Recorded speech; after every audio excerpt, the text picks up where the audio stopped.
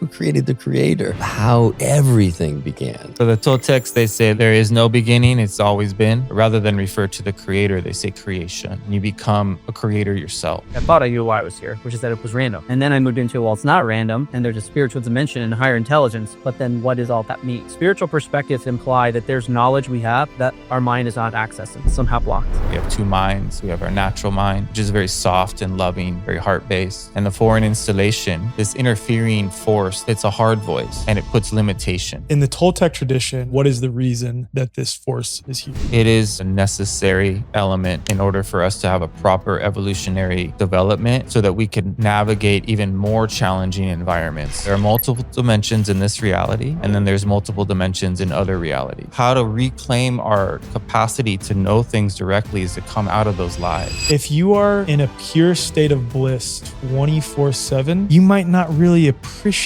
that bliss. And that becomes the new baseline. And so then it really comes down to contrast. People want there to be a point where there's no more challenges. That doesn't happen. Therefore, people stop at a certain point in this work because it's confronting. We don't allow ourselves to even have the longing for what we truly long for. This place is a training ground for those of us who can tell that we're being deceived to come out of that hypnosis, reclaim our power, and blast off into other worlds with this. This is the rocket ship.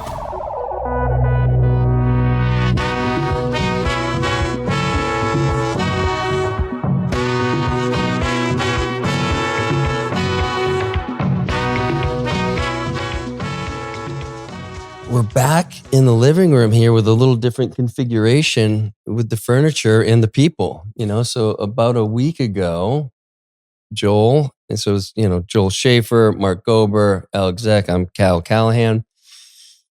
We did this amazing workshop with Joel on the heels of Joel coming on my podcast. And there was just so much rich conversation that was happening. And I shared with each of you guys, I had this ping that the four of us, I'd love to have the four of us sit down and really cover a lot of ground that Joel and I didn't cover when we had our podcast, which again, I love that podcast. And we went down some really kind of cool rabbit holes and got to share each of our experiences. And there's like so much more to cover. And this group, I don't know anyone who could hold it better than this group. So stoked to have you guys all here. There's really no structure to it. I mean, the structure is I'll do the intro. I just did it. And then we can just, kind of go from wherever we want. And I'll just say for people who maybe haven't listened to the podcast I did with Joel, I was our mutual friend, Adam Shell with the Brain Supreme podcast, had shared Joel's appearance on Alec's podcast. I listened to it a few months ago and it blew my mind. And it's hard at this point. I've heard a lot. I've listened to a lot of podcasts and this was way different for me. So it was really this opening for me to get into dreaming, to get into, as it turns out, Carlos Castaneda's work that I had been familiar with, but never felt called to it. And I went right into the work after that. And I don't know if I've said this to people. I don't know if I said it on a podcast, but I'm going to say this right now. You are my favorite podcast host to listen to, without question. Like, a lot of guys have great podcasts, but the way you hold space, I'm talking to Alec right now. I love your line of questioning. I love what you're curious about. There are areas that you're going into that are new for me. And the way you create a space for the guest to express what's coming through. It's like Joel's was the first in a series of like, dude, you sent me like 3 or 4 podcasts and I listened to one after another. Okay, I need a break. There's a lot coming through right now. But it was all making sense to me. And I think 6 months earlier, I would have understood it kind of. But it was almost like Joel's podcast opened the door for me. And then you're just like, all right, brother, here's some more files for you. So yeah, thanks, brother. Yeah, thank you, man. Wow, that's an honor to hear that from you. Genuinely, I really mean that. And the ones I sent you were the ones with, I think, Edith, Veda Austin, Diane Powell from Telepathy Tapes. Yeah, dude. Just a sponge, like, holy shit. Emotional. Like, whoa, there's such deep truth in those. Yeah. Those ones are wild. So wild. You know, this is my second podcast here and I haven't been on yours, which is wild. I recorded an interview sitting right here with Edmund Knighton. Oh, that's right. Yeah. Yeah. So wild. I've been here doing another podcast that wasn't your podcast. It's so crazy. And then the next time we get to do just the two of us. Oh man, I'm excited for that. Yeah, man. Yeah. So what's top of mind for you guys? Why are we here? Ooh. Yeah, that is like, yes, that's what woke me up 8 years ago.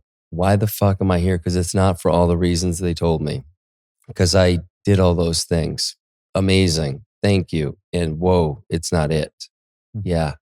So I'm curious, Mark, in your, people who know my story is I was in Las Vegas for the mass shooting in 2017. And that was the moment where I realized that all the things I'd accumulated, all the relationships I had built, they weren't coming to save me at that point. There was something spiritually that I was missing. I didn't know it at the time. It probably took me 18 months to understand that's what my deep existential inquiry was about. But at the core of it was like, why am I here? Yeah, was there a moment for you that like triggered that? Yeah, I mean, the biggest one for me was 2016. I was at the time working in Silicon Valley, providing tech companies. My background's in investment banking, so they're fully mainstream life.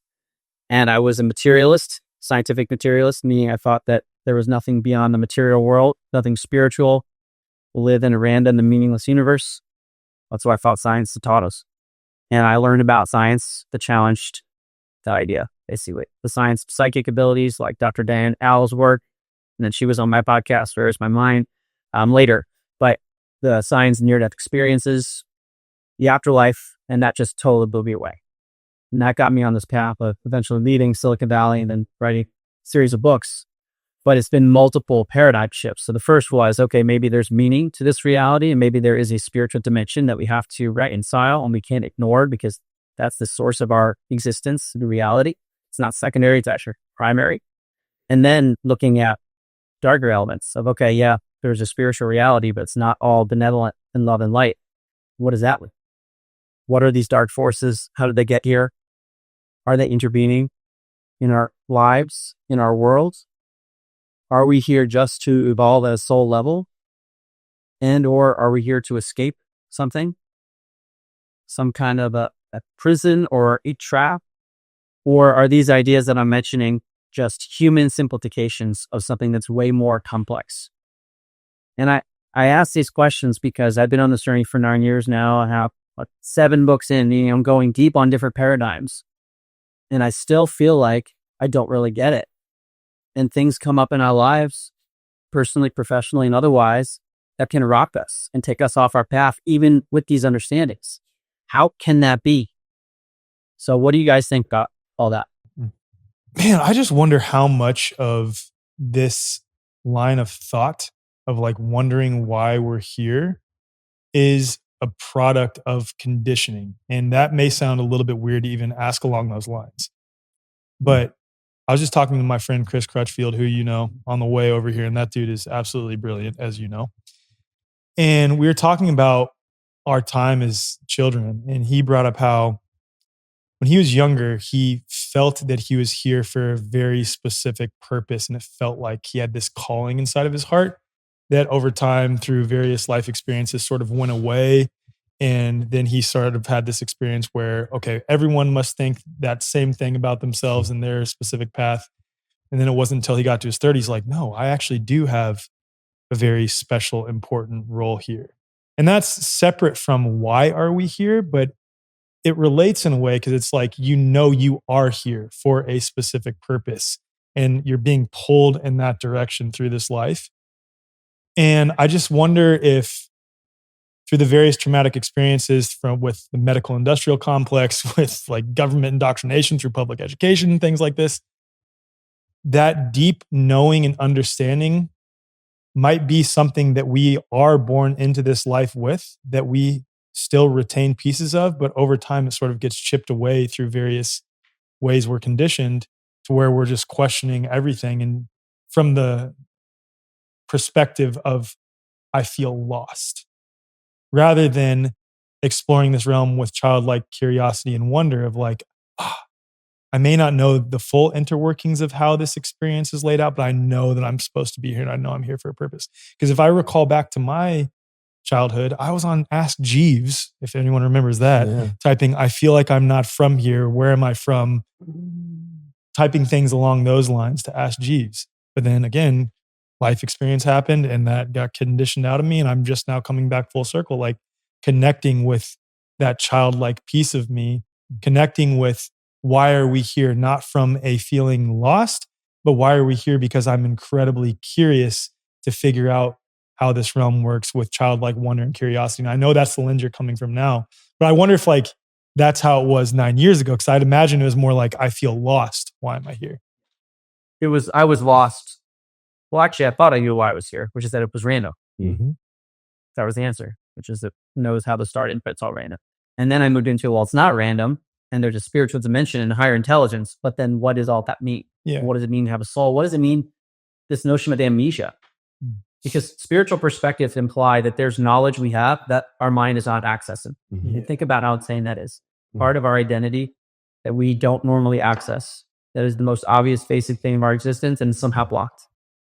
Still mind-blowing to me. But Alec, to your question,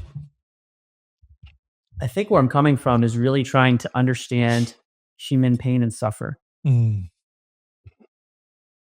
everyone's going through it some way. Yeah, man. At some point. Yeah. And I think for me that my experience of going through that pain and suffering, and when I was younger, I didn't have those thoughts that you had, Alec. I was very, I think, conditioned from a very early age. And so it wasn't until 8 years ago that I started questioning these things. And as you guys know, that you go through that dark night of the soul as you start peeling away the layers of conditioning to those identities that were protecting you. You know, in a lot of ways they were protecting, but they were keeping me from finding out truly who am I? And I think that's underneath it is like, okay, who am I? And as I've become much more intimate with that idea of who I am, I see when people are suffering, I see myself in their suffering and I understand it. And so now I'm not triggered by it. I'm actually, you know, with love, I'm a little bit like, I see a little humor in it because I see that this is exactly what's meant to happen in a sense, and that they need to go through their own journey to complete the loop without me or anybody else coming in and being the savior, because then they're not able to close that they're not able to complete that journey of what they're on. And it's painful to see your best friends, to see your kids. I mean, that's been the biggest lesson for me, is to hold my kids in their journey without rescuing them, and to know that this is happening for a reason. I maybe don't know why, but I know that my instinct as a dad is to protect them. I know enough about my own experience to know that they got to go through this, and they have to know that I see them, I love them, I'm here, and there's shit you're going to have to do on your own. You know, and to what you were saying earlier, Mark, what I found is like I popped through this level of awareness is like, oh, shit makes a lot more sense to me now. And it's that whole idea of new levels, new devils. It's like, okay, I got it. I'm super clear. And then all of a sudden the new challenges come in. So I'm almost comforted by that, because there's no end to this journey. And I think the ego wants to be like, okay, once I figured this out, I'm good. What fun is that? Like I wanna be in the game. And I know the suffering is going to come. I have a better understanding of it. I understand my role in the suffering, in not recognizing what's happening is happening and being in full acceptance. I mean, that's the stuff with Ram Dass that I would hear. I'm like, I get it. I get that I'm causing my own suffering by believing a story. And now I just feel like I'm at an understanding where the story comes in almost every time. I see what the story is, and then I get to respond, whether it's something with Peyton, my partner, with the kids, with a friend, with what you were dealing with, Alec. It's like I could see way more clearly than I would have seen not too long ago. It's like, I see what the counterpart, I could just feel his energy, and I know you, and I know what you really wanted. And so I could hold space for that in a way that I would have been trying to give advice and with my best intentions. And it wouldn't have been as clear about what everybody really wants. Mm-hmm. You know, and in that case, not giving the other person what they wanted because it wasn't for your highest good. Mm-hmm. Was what you did, you know, and now you feel clean, moved on. Totally. And so it's fucking exciting. And, you know, it's nice to get a breather every now and then because it can be really, really hard. Because in those struggles, for me, I find out who I am. And I may need the same struggle, some version of it over and over again until I learn this. I learn the lesson. And the lesson is the story you're believing is not true. And underneath all of it, I feel like that's it. You know, Byron Katie's work. It's just, it's that simple. Is this true? And it's fucking never true. It's never true. And so when I get to that point, I get to look quite objectively what's happening for me. And when we can get honest with ourselves, and that means like seeing what where the ego wants to take me, the story it wants to create about why this person did this thing. I don't know why they did it. And in a lot of ways, some people don't even know why they did it. And so I'm creating a story about something that happened that I'm not there for, that I don't even know what to, like, it becomes so convoluted, but I feel like we're conditioned to make meaning of everything. And we're trying to put the pieces together so we can move on and not ruminate on the thing. But we're not meant to ruminate on it. We just haven't developed the skills to just sit with what is. And that can seem very esoteric for a lot of people. It was very esoteric for me for a long time. I understood it like cognitively, but I didn't know it. Now I feel like I know it, at least know it in a way that I've never known it before. And it's just made my life, frankly, like really easy. You know, I look at Joel, right? And I listen to him on Alec's podcast. I listen to him anywhere. And I just feel I experience someone who is at the center of his experience. And he doesn't get wound up. He doesn't, you know, I still do that. I love that. It's fun, you know, but like I see that, you know, someone would say he's very Zen. He is just in his experience, observing everything that's going on. And I would say probably not creating many stories around what's going on. He's just witnessing. And so I don't know, is that a proper kind of representation of, because you're like, your voice is very calming. Your tone, it's like the nervous system, it can't help but settle around you. And if it doesn't, that's information for that person. Like how can I not, right? Some people are so in their head and they're not maybe far enough on the journey to recognize that, and that's fine. Joel will meet you where you're at in every case, and he'll hopefully open up a little door for you to get a little closer to the understanding of who you are. But I would say he also doesn't care because it's not his role, but he shows up in that way for his fellow man and women. Oh, thank you, brother. Yeah, I mean, the Toltec work is to come out of storyline entirely, that this whole place is theater. And so Don Juan referred to himself as being a collection of stories rather than being in his own.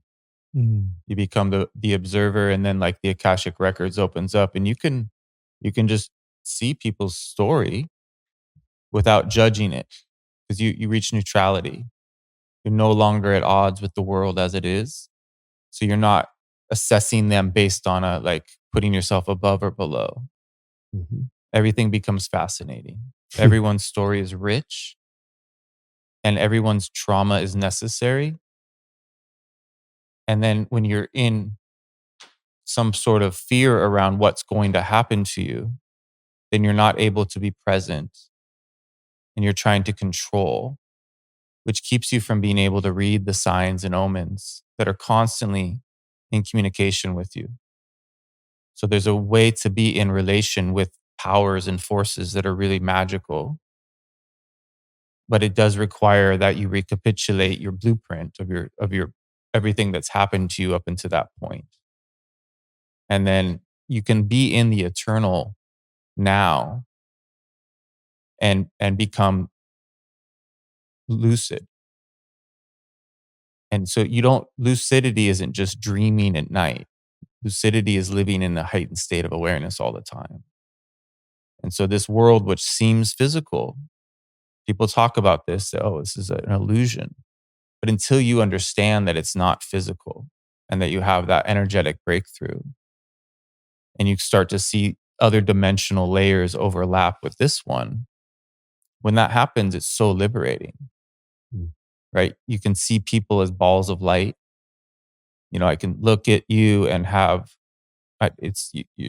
can see your energy. And there's so much to learn just from being in silence together. Mm-hmm. And then I get vision of the future and I get information about your past. So Don Juan would tell Carlos things about his past that nobody could possibly know. Even Carlos forgot about these things. And Don Juan's trying to get him to remember his own story. And Don Juan would never refer to himself as enlightened just because he could do that. Those concepts are really, they hijack. They're very linear. I don't believe there's any such thing. There's the capacity to become masterful in areas, but the program that is here to interfere with us will adjust itself according to your development. So if you come out of victimhood, it's going to try to convince you that you're a victor, that you're victorious. Mm-hmm. And if you were to allow that program to control you, you would end up creating a cult-like dynamic. And then that way the forces that are here to feed off of our luminosity would then be able to use you as a puppet even more than when you were a victim. So we will never outmaneuver this force, but we can free ourselves from it in every moment by being aware that it exists and inviting our death to advise us. So Don Juan would refer to his death existing next to him on his left side, that it's stalking you at all times. It's looking for your openings so that it can potentially take you out. Not because it's a negative thing, but to strengthen you. And same with these interfering forces. They're in place to ensure that we have the opportunity to evolve. So we are here for a very particular reason. But it's not something that can be explained in words. It can only be witnessed. Mm-hmm. And the need to explain things has to be let go of in order to explain things. Mm-hmm. Right? So that's the psychedelic nature of the creator. The creator is really loving and humorous and so beautifully just intelligent that if you can have conversations with this magical force and you're not needing people around you, you can spend a lot of time alone.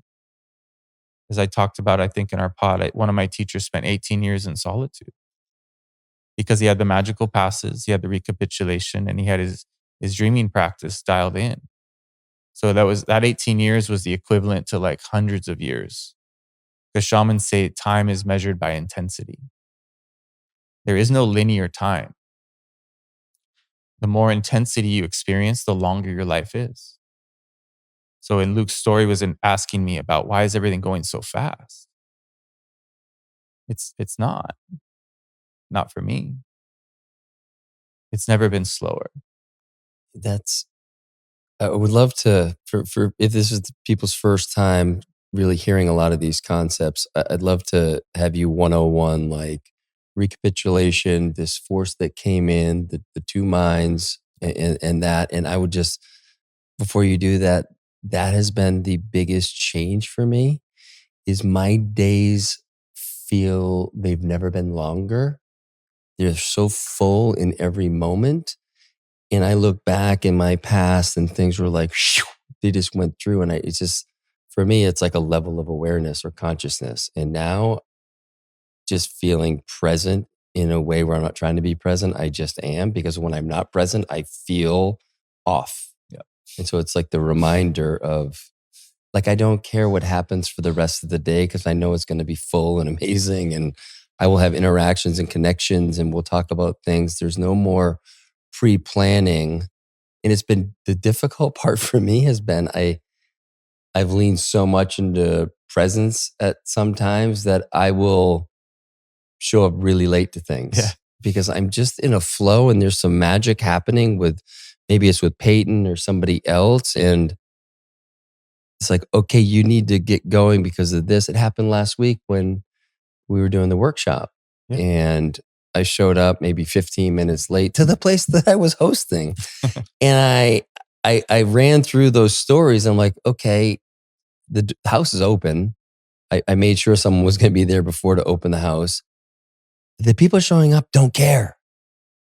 And I'm like, okay, I'm having this conversation with Peyton and Salim, and there's just this beautiful flow of what's going on. And I take a look at the clock. I'm like, okay, we probably need to start getting moved. But I let it go another 10 or 15 minutes and then had the right like tone about how to transition. And it was like, hey, we gotta go, which is, I would have absolutely done that in the past for the reasons that I said before. And when I start to question all those things, it's all bullshit. They're all stories based around me wanting to be a good guy, me wanting to be liked, me wanting to be dependable. And it's like, they're not really true. They're based in little lies. And what's true is, if you guys have a problem with me showing up 15 minutes late, like that's kind of your shit. And I'm okay with that now because I know who I am. And I know in that moment, this was an important conversation for us to have, the three of us. And then, move on. So I love that you gave that framework because I was trying to better understand why it feels like something that happened a week ago was 2 months ago. Yeah. Yeah. It's some people might look at that as irresponsible or selfish, right? But it's truly selfless. And it's you just being honest with your feelings of what feels appropriate for that moment. And the more we do that, the more we slow down and get in tune with what is being asked of us truly. And we stop being a people pleaser and we stop letting other people's projections interfere with our perception of ourselves. And then you're not looking to be validated by anyone. And especially when you connect to the Earth Mother or to the Creator Force or to the Sun and have a direct relationship to that, then you're being properly guided by that which gave you life, rather than those that are still seeking that connection. And those that have that connection are not going to be judging you. And the timing is everything. Because if we're in autopilot and in fear around being late, we might not be listening to our intuition. We might get in a car accident. We might go at the wrong time. And so impeccability is that deep listening, where discipline is just like, it's more fear-based, and impeccability is very much you're in your heart. So the analogy was that, you might stop to tie your shoe while you're walking near side a cliff and a boulder might fall. And so that could be the end of you because you stopped to tie your shoe. But had you trusted that you wouldn't trip and walk a little further, so you want to be aware of the forces that are around you at all times. And the people that are in autopilot are susceptible to those forces. And if we can come out of autopilot, there's going to be so much freedom in our life. And then the timelessness that happens, right? So this interfering force, they call a foreign installation. We have two minds. We have our natural mind, which is very soft and loving, very supportive, very heart-based. And the foreign installation, it's a hard voice. It's critical. It's judgmental. And it puts limitation. It very much makes you question who you are rather than just be. And it's in that self-analytical way in which it operates. It runs this place. Like we are susceptible to that force. The Toltecs just learned how to observe it. as a means to get properly triggered and scared so that they would really show up in their day and learn to silence their being. So if you can start your day in a magical way in silence, which is hard to do if you have a busy life. And that's something to question is, why is my life so busy? And how can I adjust my life to be in balance? Because this work is really stress management and energy management, which leads to work-life balance. Some people have escaped the need to work for financial reasons, and they get really lost because they don't have somebody that they're responsible for, especially people without kids. They don't have people that are relying on them, and they don't have people they rely on. So they're not developing their wolf pack. It's important that the Toltecs say a lone wolf is a dead wolf. And I watch a lot of powerful men, especially, go hermit mode and get lost in that. So the flyers, the forces, the foreign installation, it will try to hijack you by having too many people in your life or too little. It's always going to take you to the extremes so that you can tell yourself and others or convince people that you're better than them. Or you might, if you're putting yourself above people, you're likely going to run into someone you put yourself below. So even a beggar, if it finds somebody that it can put itself above, it will. Right? But a king or a beggar both have the same opportunity to reach heaven. You can't buy your way into the afterlife. And you can't be so beat down that you get a free pass. And so that balance is being able to really come out of the hypnosis. But the Toltecs also say everyone has holes in their consciousness. It's just that they're in different locations. So these dreaming arts are based on being able to use your memories in a magical way where you take your essence back from your past. So you go into a memory or a scene in which you see as much detail as possible of that particular Polaroid snapshot in that moment. Rather than watching it like a video playing out, you're watching a snapshot. You just want to catch that very precise moment and feel the feeling you were feeling then. And you want to breathe in on the inhale, your essence that you may have left in that scene. And you want to exhale anything that you took on that wasn't yours. It doesn't even have to have people there. You could be in a roller rink and be listening to a song in 8th grade and have a particular feeling about that song. And it's just about reconnecting to that moment so intensely that you've time traveled. But you're regathering your soul because it's this soul retrieval work. Rather than having a shaman do the soul retrieval on your behalf, you're doing the soul retrieval on your own. Because if we're needing somebody to heal us, then we're missing the whole point. And I'm not saying there isn't a time and a point to get a soul retrieval, but eventually you're going to want to be able to do this work on your own. Because ultimately, according to the Toltecs, we are alone. It's kind of like, that's why the Truman Show and different movies are trying to point out that this is it. This is your experience. If you're allowing yourself to feel buffered and comforted by the people in your life, then you're not going to be the warrior you're going to need to be in order to travel into the afterlife. Because the afterlife is a real thing. And so the reason Toltecs recapitulate is in order to get that ticket to freedom. And there's super incredible amounts of pressure to not recapitulate. Because the forces that are higher on the food chain are going to try to make you think it's not possible to do. The cool thing, once you break into certain levels of recapitulation, you're able to, it's like a treasure chest of memories open up, and all these compartmentalized memories you forgot all about from your childhood become accessible. So going back to that curiosity, this is about becoming youthful and free and perceptually excited and fascinated, but still have all the adult capacity that you've gained over time. And that's an integrated person. The laughter comes back, the joy, the dancing, or whatever you were doing in your expression. Like when your parents told you to stop doing that, that's when you were expressing yourself. Mm-hmm.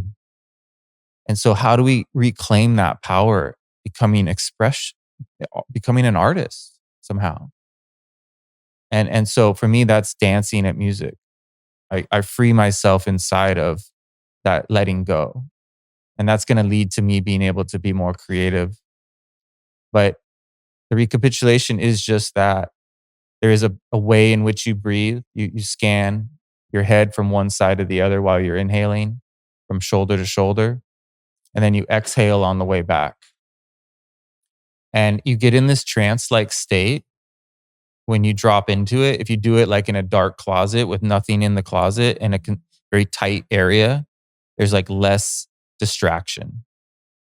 And if you properly experience it, you'll feel like you're levitating. And you probably are. But there's no one filming you to know. You don't feel the floor beneath you. And it's an incredibly ecstatic experience. And in my opinion, we're meant to be having ecstatic experiences at all times.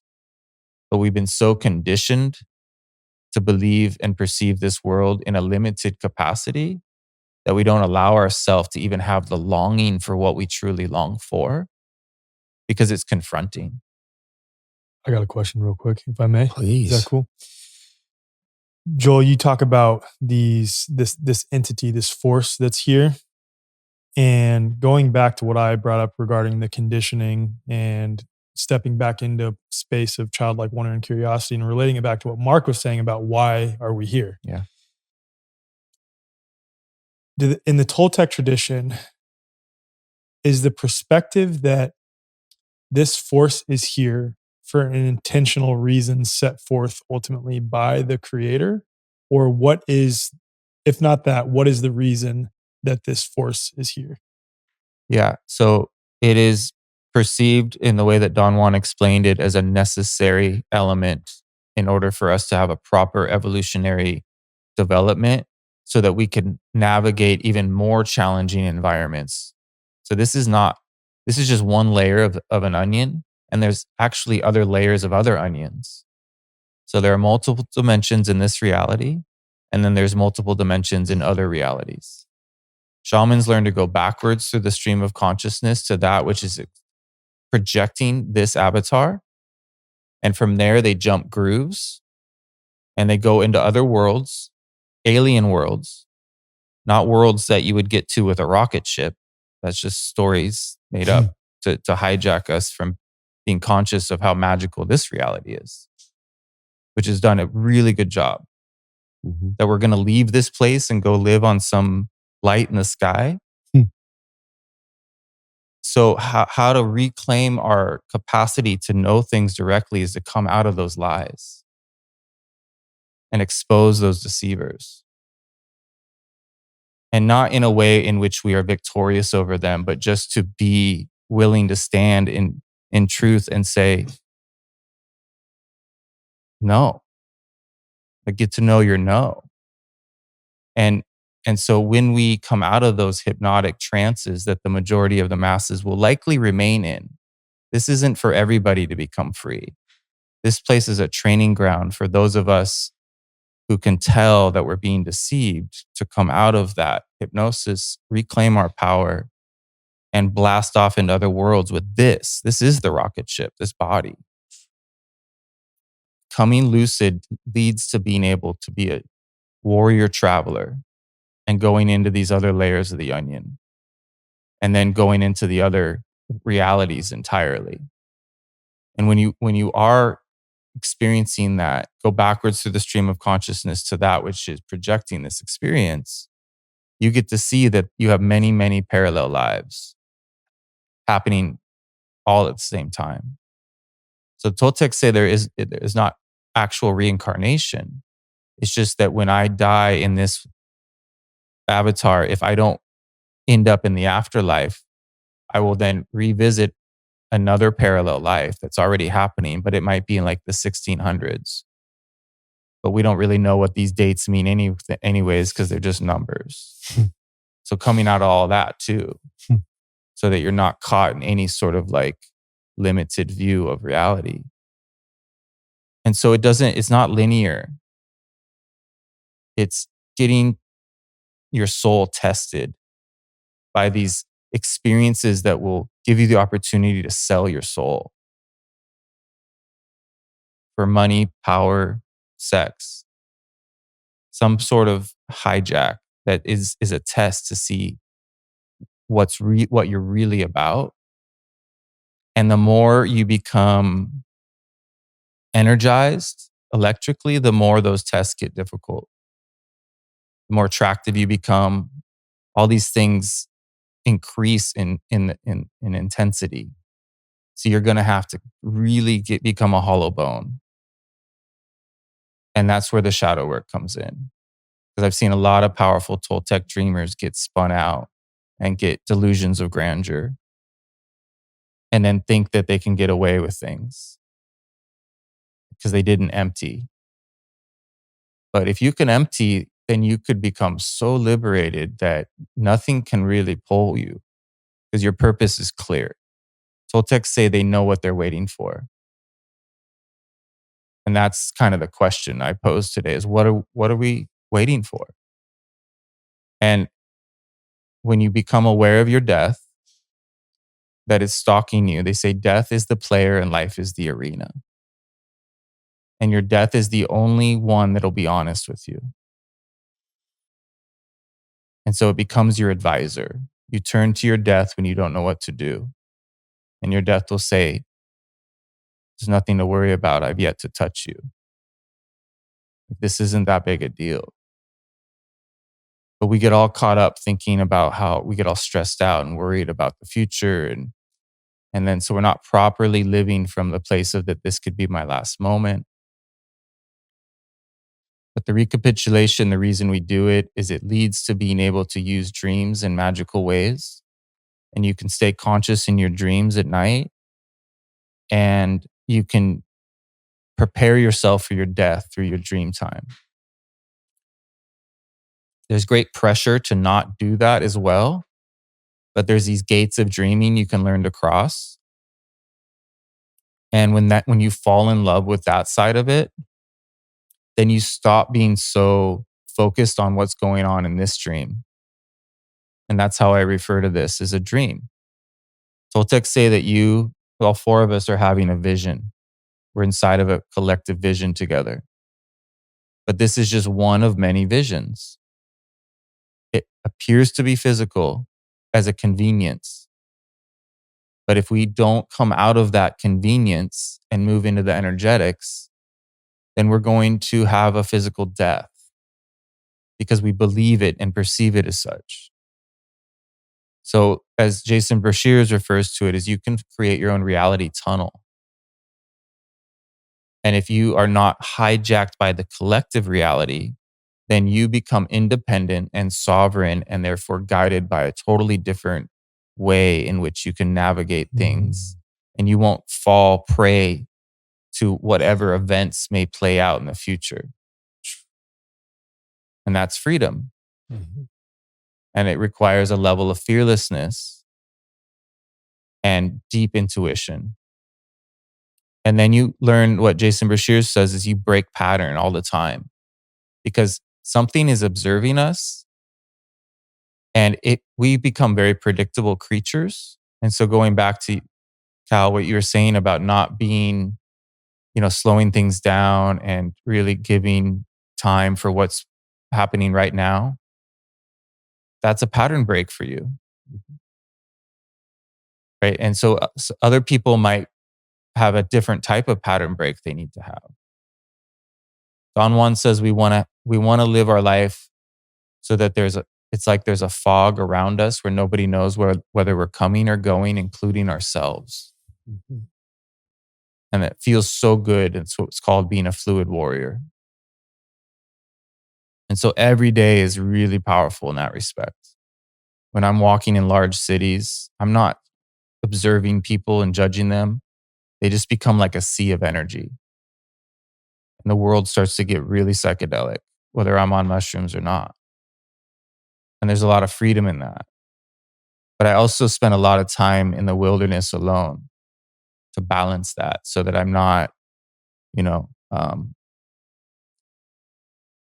pattern.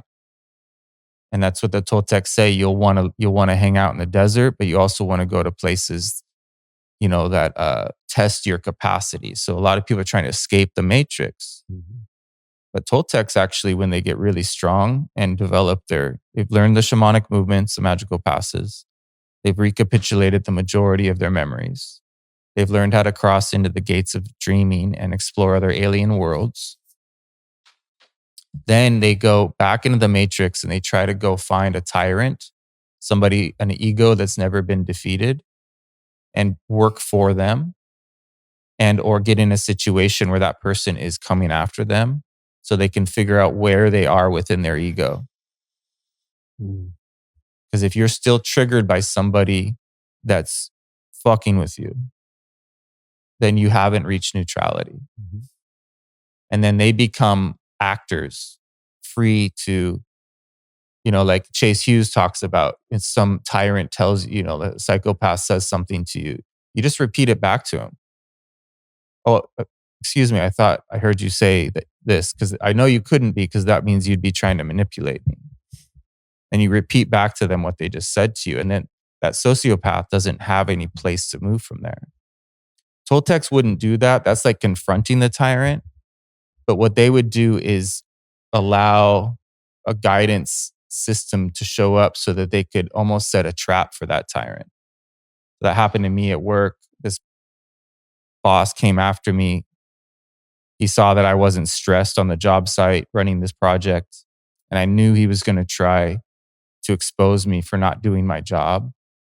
And he was making the entire company almost sick to their stomach with how arrogant and disrespectful he was to everyone. And he ended up, like in Aikido, if you overstep a strike, you create an opening. So I knew when he really came for me that he would make a mistake and he would be the one to get fired. Because there was presidents, and then he was the president, but there was the owners. And so it worked perfectly. I saw the whole thing play out before it happened. And it was a really healing moment for all of us. But if it wasn't for me, that wouldn't have happened, because nobody else had trained in this way. Everyone was scared of him. And it took someone like me to get brought into that position in order to undo that for everybody. And then like the next day I quit because I did my job. I didn't need to be there anymore. Yes. I wasn't there for the salary. Yeah. I was there because spirit guides me. And that's another thing. Like I show up at work every day, totally okay with getting fired. I could care less. And therefore, I don't have to think about or worry about the job. I'm psychic. I'm using my psychic capacity. And like Luke's story was asking me, like, how is it that you're in these not doings or this non-linear way of life? And I'm like, well, I don't plan on what I'm going to do at my workshops. I don't prepare. I listen. So I have all the time in the world. I'm free to just be in these states of silence most of the day. Right? So I get to go outdoors and look at the world, and it starts to move. Like if you're on mushrooms and you're looking at the ground and it starts to move, I get to do that all the time. Those fractals start to rotate and everything starts to shapeshift. And I get such a boost of energy from being in those other layers of the onion. Sun gazing has been a huge part of that. But there's this other tool called gazing, where you could gaze at the rain, clouds, stars, and you give yourself permission to like grab a hold of what you're looking at and really go beyond meditation to where you become the thing you're observing. So that's what a brujo or a bruja does, is they merge with their world. We are intimately connected to this realm. This realm is magical. just because there's a simulation type construct that's hijacked the majority of humanity doesn't mean that there's not infinite magic in this earth. And the Earth Mother is guiding us through a process. She's fine. We don't need to save the planet, the plane. We are here to learn from it. And the vultures flying around outside, they're the masters. Like we are here to work through recapitulation as a means to unbind from all that, the storylines that have hijacked us. So it's really a 3-phase system. Shamanic movement leads to being able to recapitulate really well. Recapitulation leads to being able to open doors of dreams.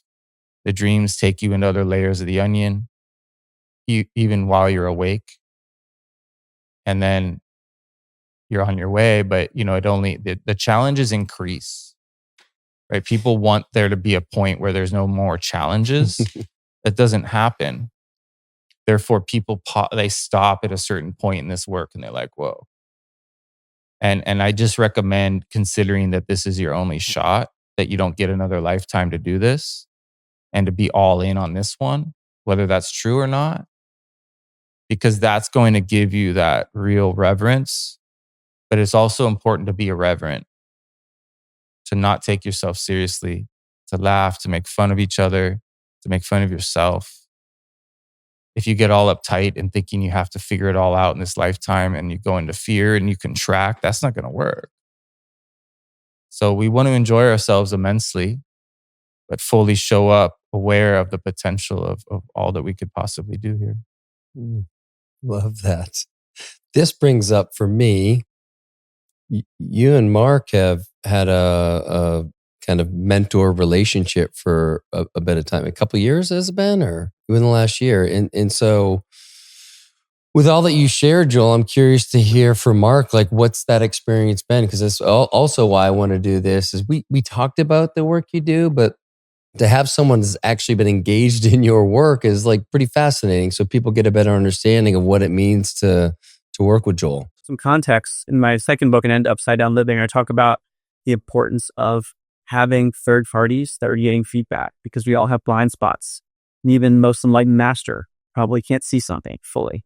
So when I was going through, I'm still going through this journey, I've wanted to have people around me who have different perspectives and might be able to see things that I can't. So when I came across Joel's work, he was the first spiritual teacher I encountered who was not only spiritually adept and sophisticated, but also aware of deception in the world.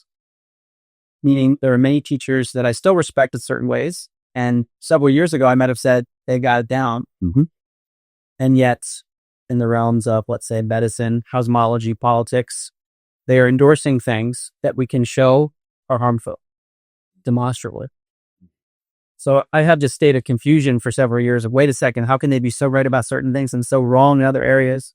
What's going on here? So when I learned about Joel and met him for the first time, Music and Sky, I wanted to add into the rotation of mentors. So Joel, thank you. I appreciate all your support. One topic that comes to mind. Well, first I would say that Joel's a very good listener, and he's very intuitive in terms of picking up what's actually going on fundamentally when someone says something. But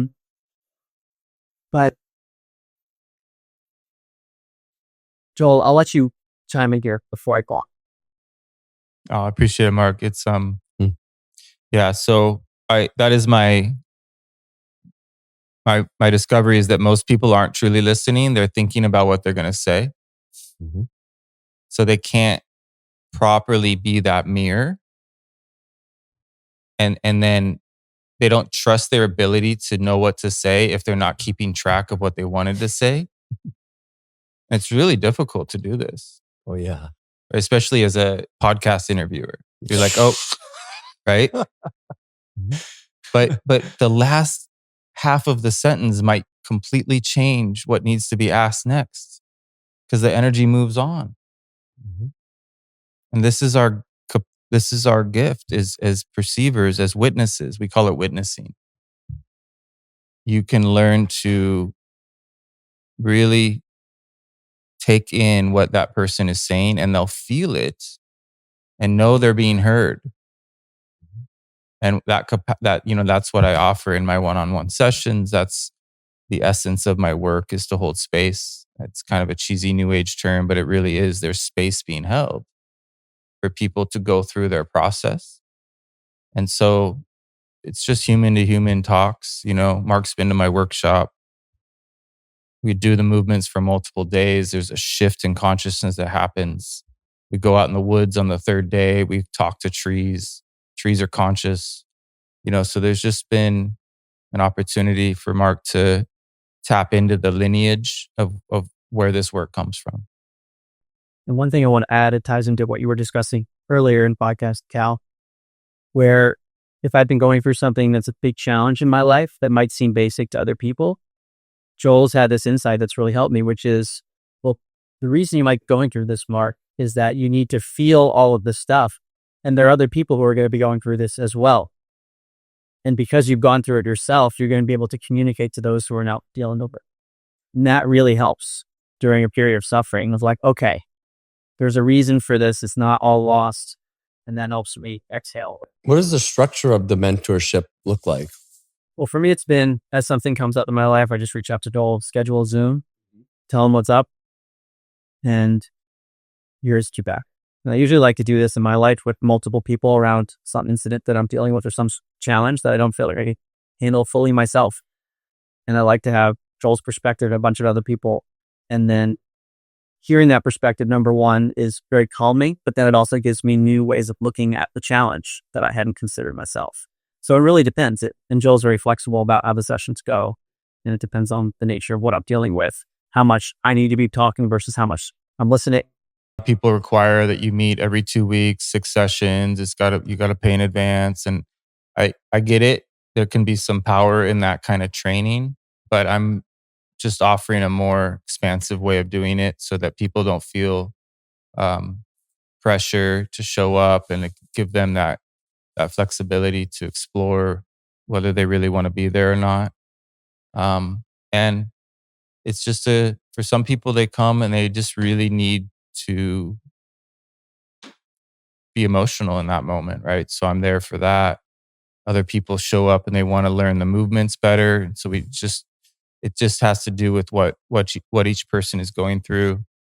Often people have some really profound questions about the nature of reality. And it's like a really deep journey for them. But ultimately, I work with some people who help me to get honest with myself around where I'm at. And that's my goal, is to be able to do that for others. So I'm fairly psychic in that I ask questions that are appropriate to what I'm picking up on. And it's not like I'm thinking about it. I just trust the flow of it. But like a few of the women that I work with, they're basically just inviting me to get into my wounding or into my heart. And then I think I'm there. They're kind of offering the opportunity so they just guide me to go deep into the earth with my awareness, drop, like even hang my neck. And like, I'm just sitting there, just sort of like almost drooling, like really in a process of getting into my pain. So I found a spiral staircase beneath me that I go down and down and down until I get to the foundation. And there's cracks in my foundation, and I sit with them, not trying to fix them. I just feel them. And if I can stay there long enough, the little wounded boy in me starts to cry. And then when I come out on the other side of that with the woman that's holding space for me, she's like, "Oh, there you are." Because then it's so much easier to laugh after that. Like I feel so much more like that part of me got the attention it needed. So depending on where each person is, I help a lot of women it's easier for them to do that. It's harder for men to do that. That's okay. Yeah, why is that? I mean, women have such a capacity for intuition, and that's their gift. They're so much more likely to be in their heart. We all have the masculine, feminine, but men tend to be in their heads more than women. And for the women that are coming out of their masculine and really trying to return to their feminine, because in this patriarch, a lot of women are trying to compete with men. And therefore men are having to be more feminine to balance the fact that women are in their masculine, because it's got to be a balance in the relationships. So we're all kind of in an inverted situation trying to come out of that inversion. And then there's these extremes where everyone's trying to go back to the 1950s, which isn't going to work. Like, that's not where we're at. We can't go be the Amish again. I mean, they're still there, but Don Juan would say, you want to be of your time. Mm. And if we try to, if I was running around dressing like an Indian with headdress on and feathers and wearing leather, it's silly. It's not the days we're in. And so I see these traditional people staying in the past, and I'm embarrassed for them. It's so ridiculous. You want to be fully capable of being in any environment without playing a role that isn't authentic. And so I can make fun of myself having tried that, like you were talking about, trying to wear a different mask. Oh, hand up. Yeah. Fuck. Yeah. I tried on a lot of them, a lot of costumes. Yeah. It's part of it. Yeah. We go through those stages of just trying to figure it out. Like, well, they're doing it, so I'm going to do it or whatever. And at some point we, just coming out of those ideas of what it's supposed to look like and just feeling our way through it naturally, that will lead to just being able to truly be honest with yourself. And so it's one thing to not be honest with people, but what's even worse is to not be honest with yourself, to be self-deceptive.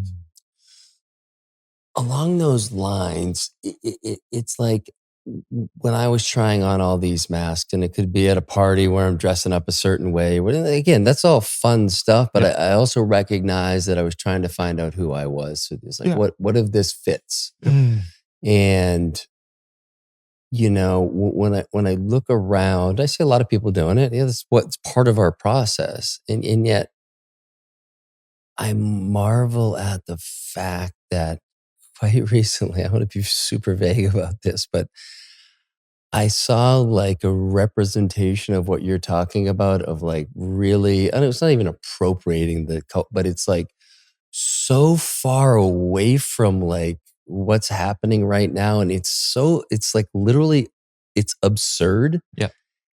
And they just don't see it, in their group doesn't. They still hold them up on the whole construct. In some ways, like, I was on that journey.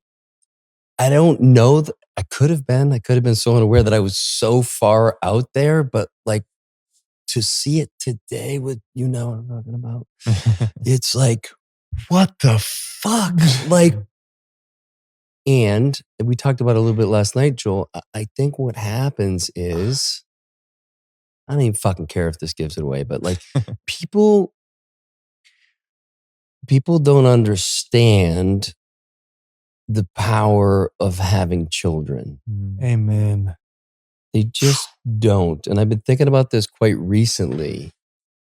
And I think if you're grounded and you don't have children, you're on a great path. You got a mentor like Joel, boom, okay?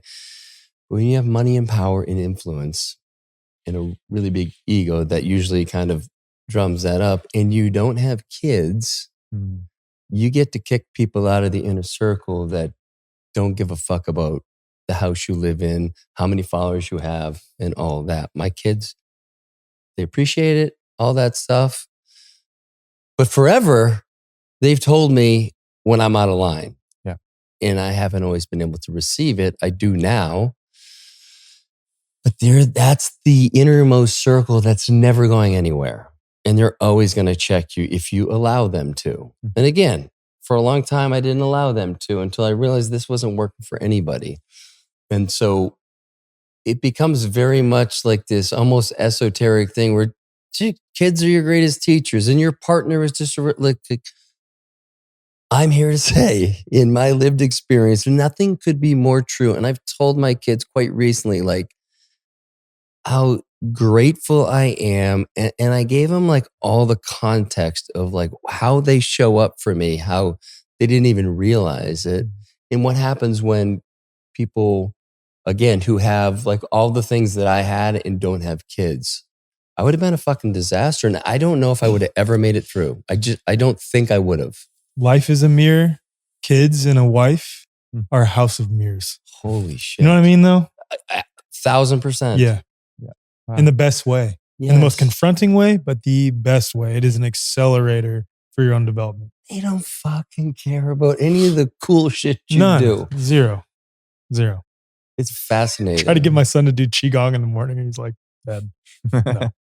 No. You're like, and you're thinking this would be good for you. Right. I want to start him young. I wish I would have, like, all those things. And it's like, oh yeah, we don't have the same bullshit as you, Dad. We have our own, but like, you're looking through your filter and yes, it's great for you, but I think that shit's whack. Amen. We'll never do it. And what will happen is down the road, when I've gained the trust of my kids because I validate their experience, I listen when they talk, and I do the best I can to see my filter come in. It's like, they're telling me something different.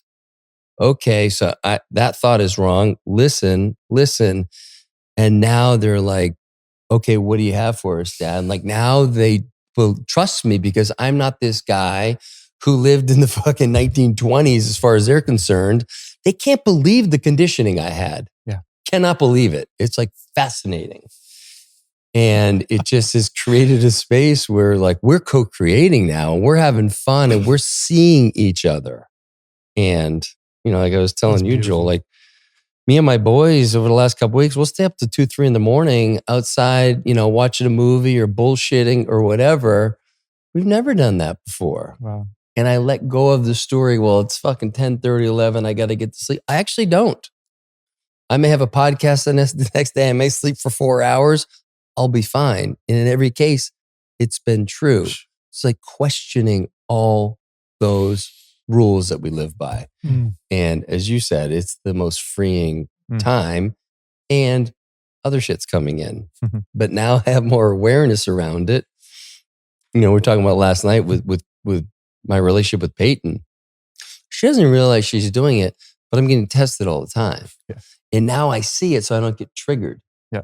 And I understand like, oh, this is happening for a reason, because over the past 26 years that we've been together, she's tested me and I failed the test. When is what I do ever going to be enough? And it's like, you just failed the test. You know, it's like, fuck. And then it's like, when am I ever going to fix myself? So I go into that story. Right. And she's like, no, I just see your highest self and I'm here to bring it out in you. And you're looking at it as, you know, I'm looking at her as being my dad who's like domineering and like making me wrong and all this. It's like, no, that's my fucking story. And so now I see these are little tests. And again, she's not doing it like consciously, but it's her own way to say like, okay, where are you at with this? Can I trust you? Can I truly trust you? And as I continue to be in that space and hold space for it, there comes like a calming. And then there's another test. And it's just like, okay, can I continue to be aware of the test? And with all like on the same level, not taking myself too seriously, not taking it too seriously, take it very seriously. And I fucking laugh at the test when I can just see it. It's like, oh my God, look at this. This is like such an old pain point for me. And I know I see the story come in. I'm like, this is not true. And then I just completely change. I'm into my body and I'm listening to actually what she wants from me right now. What is the test that is being given? It's fucking fascinating. Beautiful. Good job, man. Catching that before it's too late.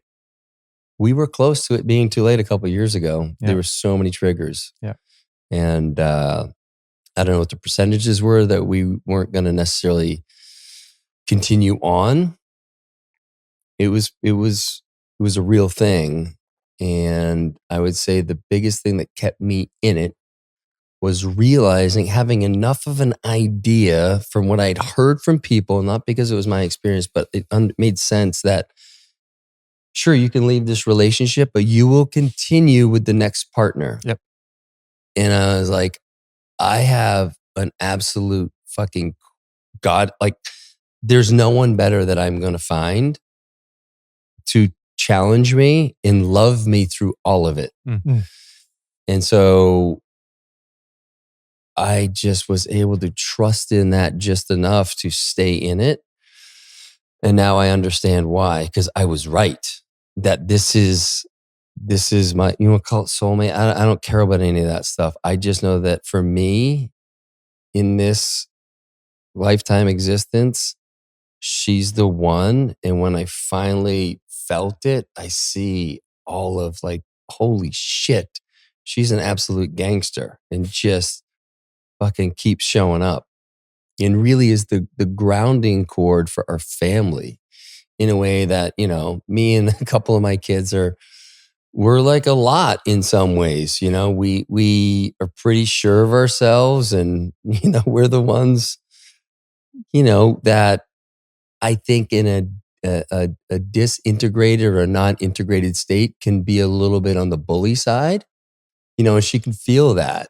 And I just recognize, I remember me as a kid, I could do shit like that. And I think that's been a big part of my growth is integrating that kind of, I don't know if it's bully energy or whatever, but just that where I really, yeah, I don't know how to articulate it, but it's been an integration of, in some ways, having that power, you know, where you can like fucking stuff someone in a locker, just like with a look, a word, whatever.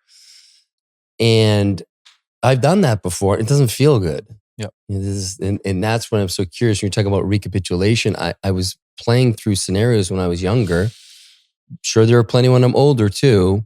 When I did that and what it felt like and what I left there, you know, and how I felt afterwards. And so I think when we get into, again, I don't know how the terms work, but narcissists and psychopaths and all that, there's this like unintegrated bully that is the tyrant, is the guy that you worked for. Yeah. It's people in my life too. And I see that.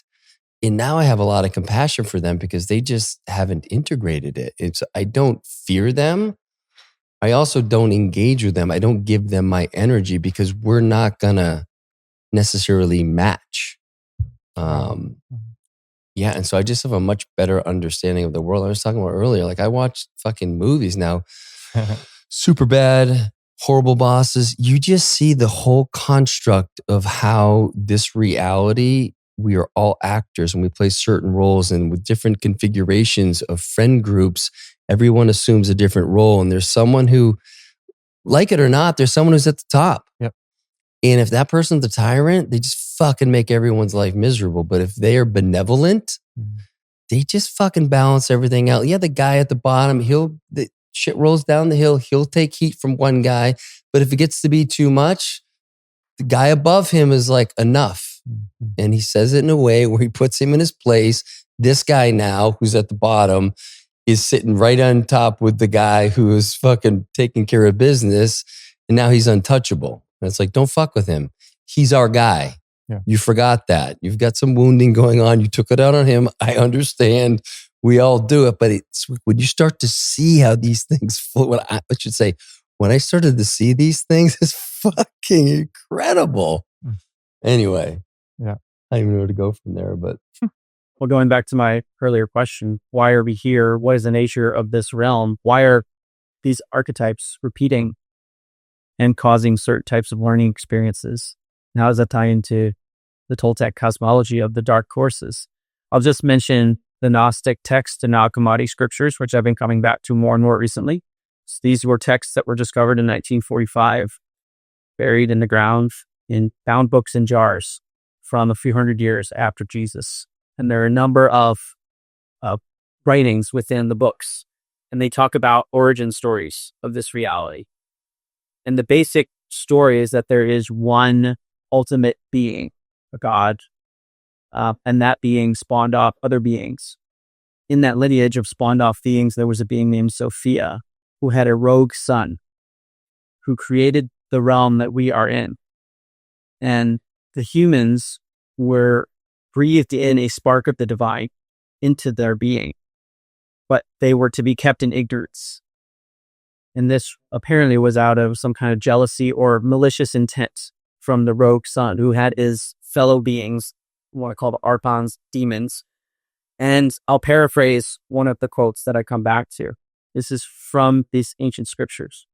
The rulers threw humanity into a state of confusion and a life of toil so that they would be distracted with things of the world and not have time to focus on the Holy Spirit. And this led to the imprisonment of humanity. So what do we make of that? I mean, the way I look at it is there could be a challenging realm that we exist within that could be a prison of sorts. But as you said, Joel, it's ultimately evolutionary in some way because it exists within the broader benevolence of the one being that was the creator above all of it. So we might be both escaping from this realm, but also evolving through it. And therefore, these archetypes play out that you're referring to, Cal, because it's the nature of the intelligence that built everything, such that we are having these experiences that we either evolve through or not. Yeah, I love it. It's like this is how, as a human race, we organized to make it up. There's balance within all these friend groups, we'll just say. And then as what Joel says, like, this is just one layer of reality. This is the movie, the play that we're all actors in. And then as you do this work, you start to, and this is something that I can't really speak to, but Joel could, like, that's where we get out of those relationships and into deeper understandings of who we are. And so I'm super curious to see, like, your experience with that, Joel, of living in this as we do and understanding all these relationships into what is it like stepping into a different layer of reality where this kind of script is not playing out. Yeah, the Toltecs would refer to it as power dynamics. And there's two different types of power. There's social power, and then there's actual power. And you have to free yourself from the social power in order to become truly powerful.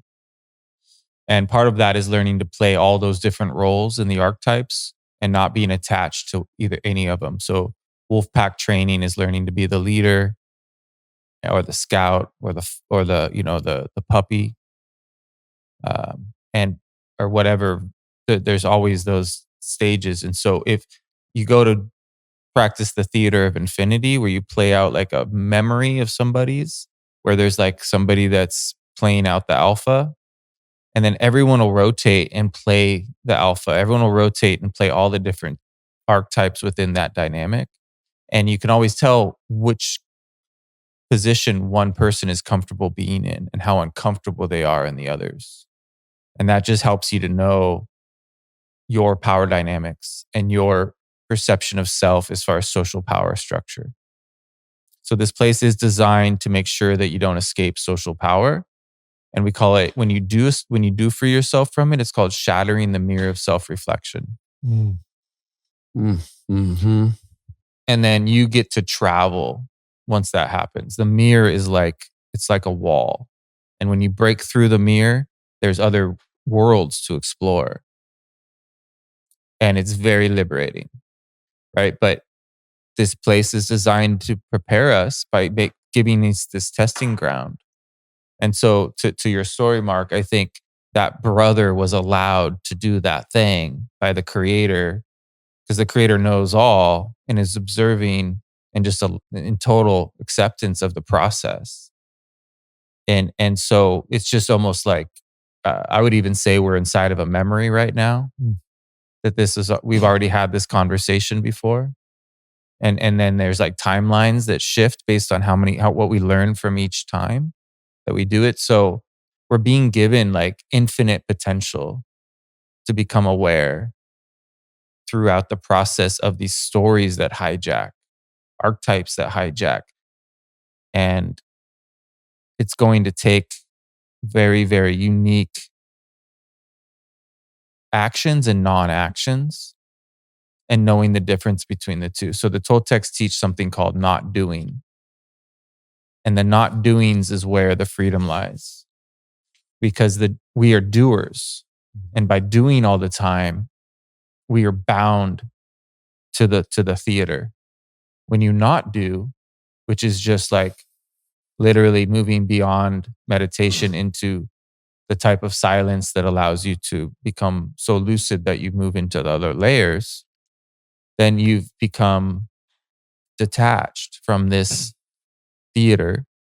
And, you're going to have to be very, very strong energetically in order to not get hurt out there, because there are forces that will test you when you start to travel outside of this construct. And so you want to practice the basics. You don't want to skip the basics. In martial arts, people are getting black belts in like a year because the teachers aren't teaching the basics. They're letting them skip ahead and develop bad habits. And that's a really disingenuous thing to do, because those people are going to think they're badass, but they're going to run into a situation where they find out they're not, because they get a false sense of ego around that belt, right? So same thing with the Toltecs. You want a teacher that's not going to sugarcoat anything, really give it to you straight and let you know where you're at by being a mirror, and let you know that you may think you've shattered the mirror of self-reflection, but you have no idea what you're talking about. Just because you ate some mushrooms, had an experience, now you're going to be a fucking guru and start dressing the part and convince everybody around you how powerful you are.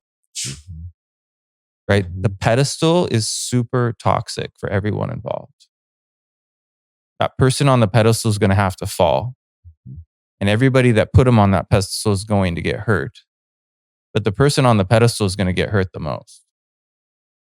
And so it's a really high price to pay. And I've seen really powerful dudes allow that to happen to them, and women.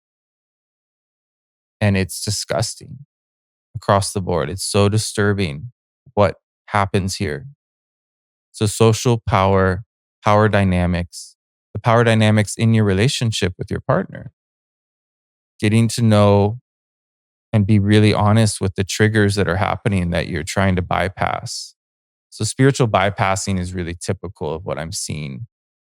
And Toltecs don't refer to themselves as spiritual. They're energetic and practical, because they know that the worlds they're going to go into are ruthless. And they can't prop themselves up with philosophy. They can't carry their Bible with them. If you're relying on a book to tell you what's going on here, then you miss the whole point. This realm will teach you and reflect to you everything you need to know. So Carlos would say, he would tell them to quit coming to these seminars. Just go get a fucking job and see how you're treated and how you handle the situation on a job site. That's what I tell people. Go swing a hammer and find a boss that's going to scream and yell at you to move faster, and just figure out what you're made of. Life. Yeah, it's just life right here. Like that's what comes up for me when reflecting on this question that you had, Mark, regarding the necessity, or whether it's intentional, to go through these traumatic experiences and things like this. And like life experience would tell me that going through traumatic, painful experiences, whether individually or collectively, if you recognize them, kind of like what Tom Barnett talks about as an offer, he articulates that in a very beautiful way, that this is an offer, or you could look at it from an alchemy perspective, sort of like a catalyst, as an opportunity to transmute into something greater. Like I would say my various individual traumatic situations in my own direct experience, when used appropriately, has led me to understand and appreciate the richness of life, have given me depth, have given me perspective, have given me ability to relate to so many different types of people, have made me more wise. Likewise, on a collective level, when we look at what happened in 2020 or what happened in 2001, right? For the people who recognize that, yes, it was a traumatic experience. Yes, there was a lot of uncertainty. Yes, there might have been a lot of death and destruction and things like this surrounding it. But if you recognized it as a gift, as a possibility for being a catalyst, you could have used that situation to propel you deeper into an understanding of yourself, and an understanding of the nature of this realm, deeper into your own authenticity, cause you to reflect on all of the things that you truly value in this life, all of your values and principles, refine those. get deeper in your connection with God, the creator, your health, et cetera, et cetera, et cetera. Go on and on and on. And so for me, I don't know if that is representative of how like all of this realm works, but my own direct experience would tell me that those situations are incredibly purposeful. That doesn't mean that you get caught in the story and you allow them to keep on recycling and happening over and over and over again. But in and of themselves, in each of those situations, when they come up in my life, when I'm in the middle of it, is it hard? Hell yeah, it's hard. Do I want to be dealing with it? Oftentimes, no. But I know deep down inside me that, this is for me. And I'm going to look back on this experience with tremendous gratitude once I get past it. And if I really dive into it and not try to avoid it, not try to bypass it, but really fully experience it, I'm going to look back and have such an appreciation for it because it helped me understand the richness of life in this experience. So that's what comes up for me when you ask that question. So it's contrast. We need to have contrast. You need the darkness to see the light. Yeah, I would imagine that. And again, this could be a story that I'm adopting. And I would love to talk about beliefs shaping reality and subjectivity versus objectivity. Is there an objective reality? That'd be an interesting thing to discuss too. But I would imagine that if you are in a pure state of bliss 24/7, you might not really appreciate that bliss. Versus if you have something to contrast it, and maybe you go through these traumatic experiences beforehand, and then you end up in that infinite state of bliss after the fact. But if all you know is bliss, I don't think you appreciate that experience as much as if you had gone through the darkness, all of the hardest, most traumatic experiences, emotions that someone can go through within their unique, life experience. I think you understand and appreciate that bliss a lot more. I think it has more meaning, more richness to it. That's the way that I look at it. To me, it also leads to improvement. So I think as a college tennis player, working out in the gym, it's painful. Going for runs, doing time miles, things like that. It sucks, but that's how you get better. Yeah, getting bitched by someone in a match where you're like, thought we were kind of even and this person owned you. You're like, okay, now I'm actually going to learn some shit. Like what, but what you said, I totally agree with. It's like, I always thought I wanted to get to this point where there's like pure bliss. It was like, well, then that becomes the new baseline. And so then I've got to like, that doesn't, just my lived experiences, there has to be this Expansion, love, rhythm, contraction. whatever you want to call it. It's all these things. Yeah. And I think it really comes down to contrast. That's why this force came in because, if things were all great, like we don't know otherwise. So it's like fucking normal. Mm-hmm. And so that's super interesting to me. And I'd love to follow up on like what you were saying. And I want to add, and I don't know if this is an absolute dead end. For me, it is because I don't have an understanding of it.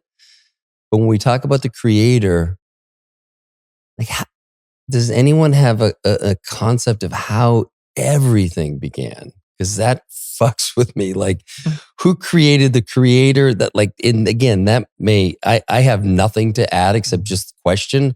Full disclosure, curious with your work with the Toltecs, you might have a little bit of insight. You may have tremendous insight, but that is one where it's like, it doesn't matter how many mushrooms I do or fucking ketamine or whatever. It's just like, I don't get it. And maybe I'm not meant to get it. I don't stay awake thinking about it. It is just like fascinating. Like how I understand how there's the creator did all these things, but who created the creator? Wow. Yeah. It's for the Toltecs, they say there is no beginning. It's always been. So it's the chicken and the egg thing. It's like, how could that exist? And so they refer to intent and the dark sea of awareness as the same thing. They actually say there is no God. That's just a construct or a concept. But when you encounter the creator force, it's very, it can communicate directly. So the dark sea of awareness is a place in which you can reach in your travels as a dreamer. And when you reach it, it tells you to tell others about it. so that people will want to come and visit. And everything is an extension of the dark sea, which Toltecs would refer also to the Great Mother. But rather than refer to the creator, they say creation. Right? And you can feel it. Like the earth is not, it's not a male, it's not a female. I mean, everything comes directly from source, which is just through the process of discovery. So when you become liberated perceptually, you gain access to what they call the somersault of thought into the inconceivable. You become lucid, capable of traveling from world to other worlds to other worlds. And you become a creator yourself. Because gaining access to the creation, you can merge and become a tree. You could become a bird, which is super incredible thing to experience. Like we're so fascinated with ourselves, but how fascinated are we with what a tree is, what its conscious experience is, right? So the Toltecs really loved the earth so much that when it came time for them to leave, they chose to become trees rather than leave, because the tree gets to live a really long life. And so longevity, there is an aspect to linear time that's incredible. And so the Toltecs say that when you enter into the afterlife, conscious, having retained your awareness without it recycling. And that's why memories are so important, because when you die, all your memories flash before you. But if you've already recapitulated, then you don't have that kind of death. You merge with eternity and you become one with all that is. And that's where those kinds of questions are answered. Mm-hmm. You remember. That's the whole point, is to remember. So we're here to remember. We're also here to realize that what we've been told, what we are, is not true, and that we get to find out what we actually are. And we are extensions of that which is perceiving itself. Mm-hmm. So that which gave us this experience is doing so that it can learn about itself. Mm-hmm. And that's the expansion. But it's a bittersweet world. And they say sadness is the most prevalent force that you encounter when you start to travel. So you have to empty yourself in order to handle the waves and waves of sadness that come in. We can't spiritually bypass the intensity of all the loss and the confusion. It's really painful. And so they say this is a world of terror and beauty. The beauty balances the terror. But if you want to become awake, you're going to have to encounter the terror. And there's plenty of that to learn about. And it's so disturbing that you're going to have a lot of beauty in order to be able to look at it. They say wisdom comes painfully and in driblets. So all the experiences we've had that are difficult are critical. Otherwise, we wouldn't have the wisdom that would be needed in order to utilize this realm for what it's offering, which is it's like a launch pad. And the 100th monkey thing is real. So there's a lot of people out there trying to save people and wake them up, or save the world from what's seemingly going to happen. But that's an attachment to outcome. And you're going to need the opposite, detachment, in order to do the 100th monkey thing, which is to give people permission to become liberated. So our capacity to reclaim our attention is all that matters. And therefore, the formula that's going to make that possible is going to need to change. I've found some cool things in my life, but I'm going to have to keep changing. Otherwise, I will become energetically stagnant, and I will, miss out on the hardships that are here to prepare me for the challenges that are only going to increase. And it's walking toward that change rather than trying to get it to be different than it is. Mm-hmm. And when you're walking towards someone or towards something, it feels so empowering. But if you're like backstepping and you're in fear and you're trying to oh shit, what am I going to do? And you're overthinking, it's terrifying.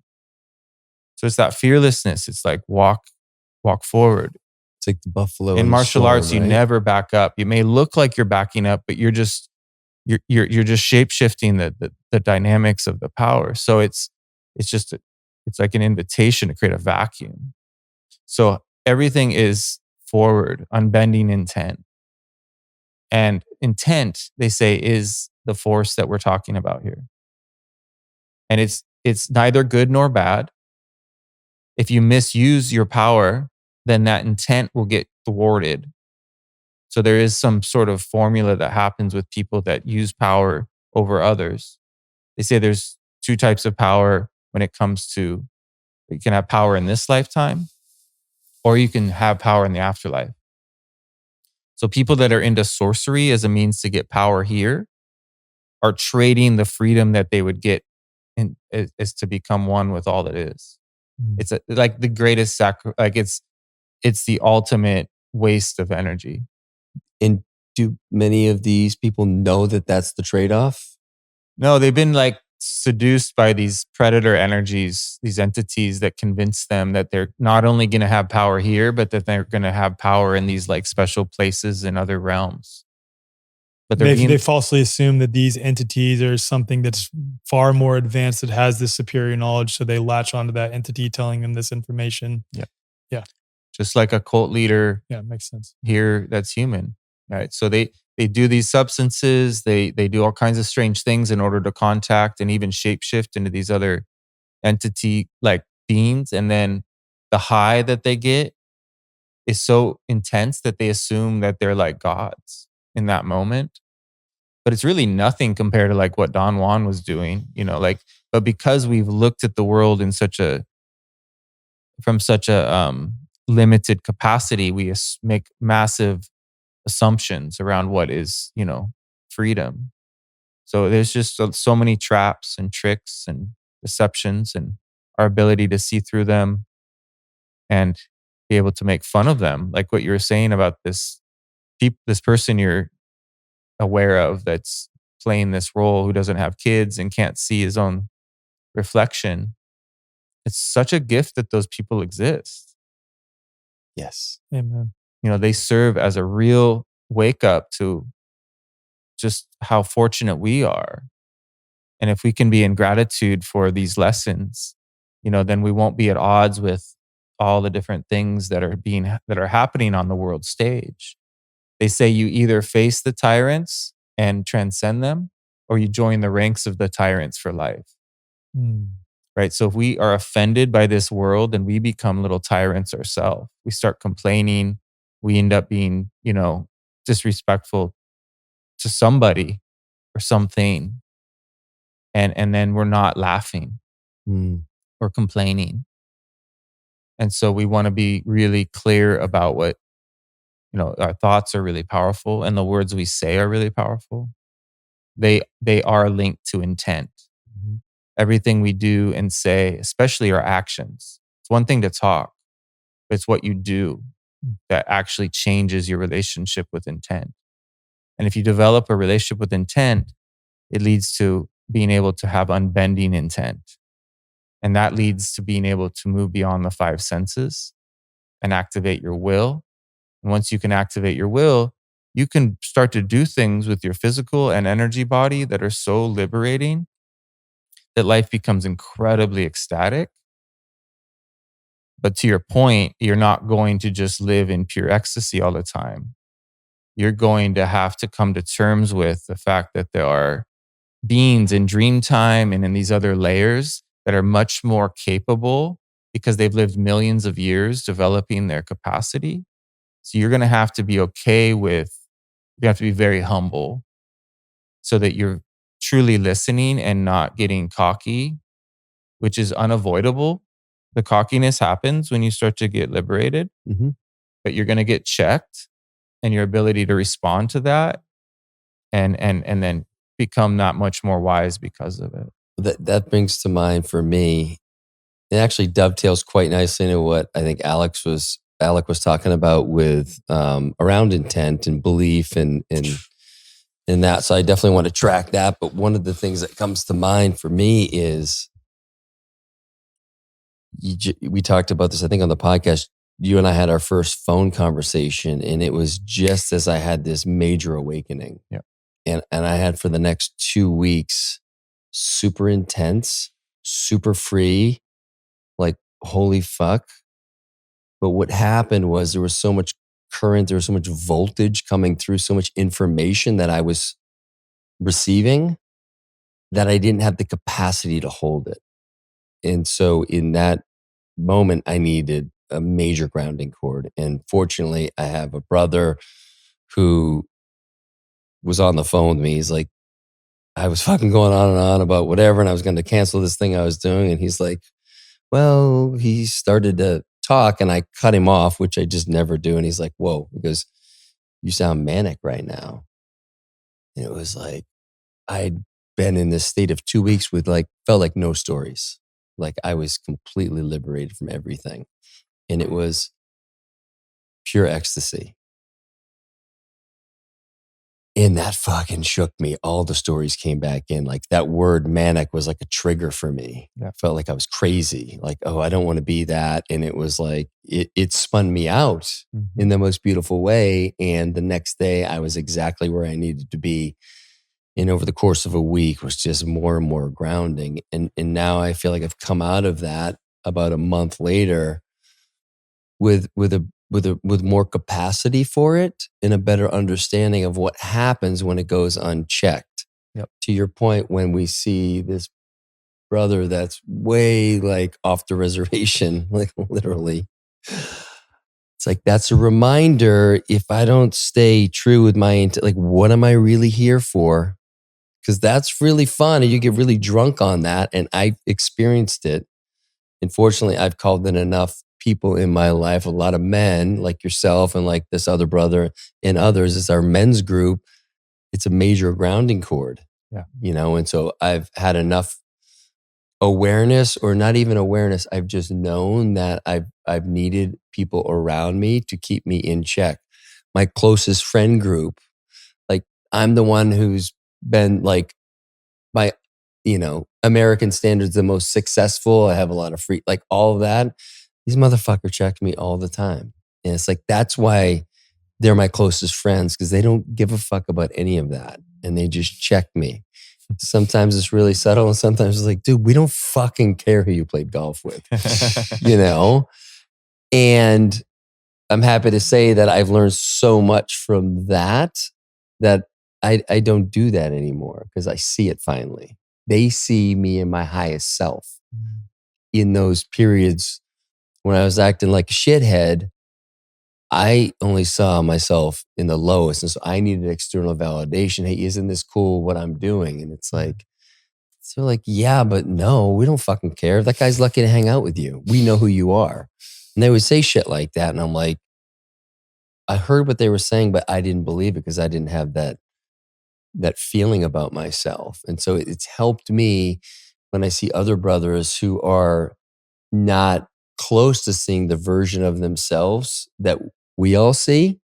It's like, okay, I'm not going to try to rescue him from that. He needs to go through that. I just need to continue to witness him and love him. And if he needs a little nudge here and there, okay. But other than that, to your point, we need to just be the light and not try to save anyone, because then we fuck up their, I just think of this like whole cycle. Maybe it's a spiral or whatever, where they just need to go through their own, again, hero's journey. Again, I don't remember all the stages of it, but I know the journey. Yeah. But yeah, to your question, Alec, this whole idea of prayer, intent, words mattering, like that came online for me so clearly within the last month. And what I realized when I started the podcast, it was the ultimate prayer, the great unlearn. I didn't realize it at the time. I didn't realize until quite recently that was my prayer. What are my blind spots? Question everything. Those were the words I was saying. And even when I didn't know what it meant, it just became my North Star, and everything oriented around that.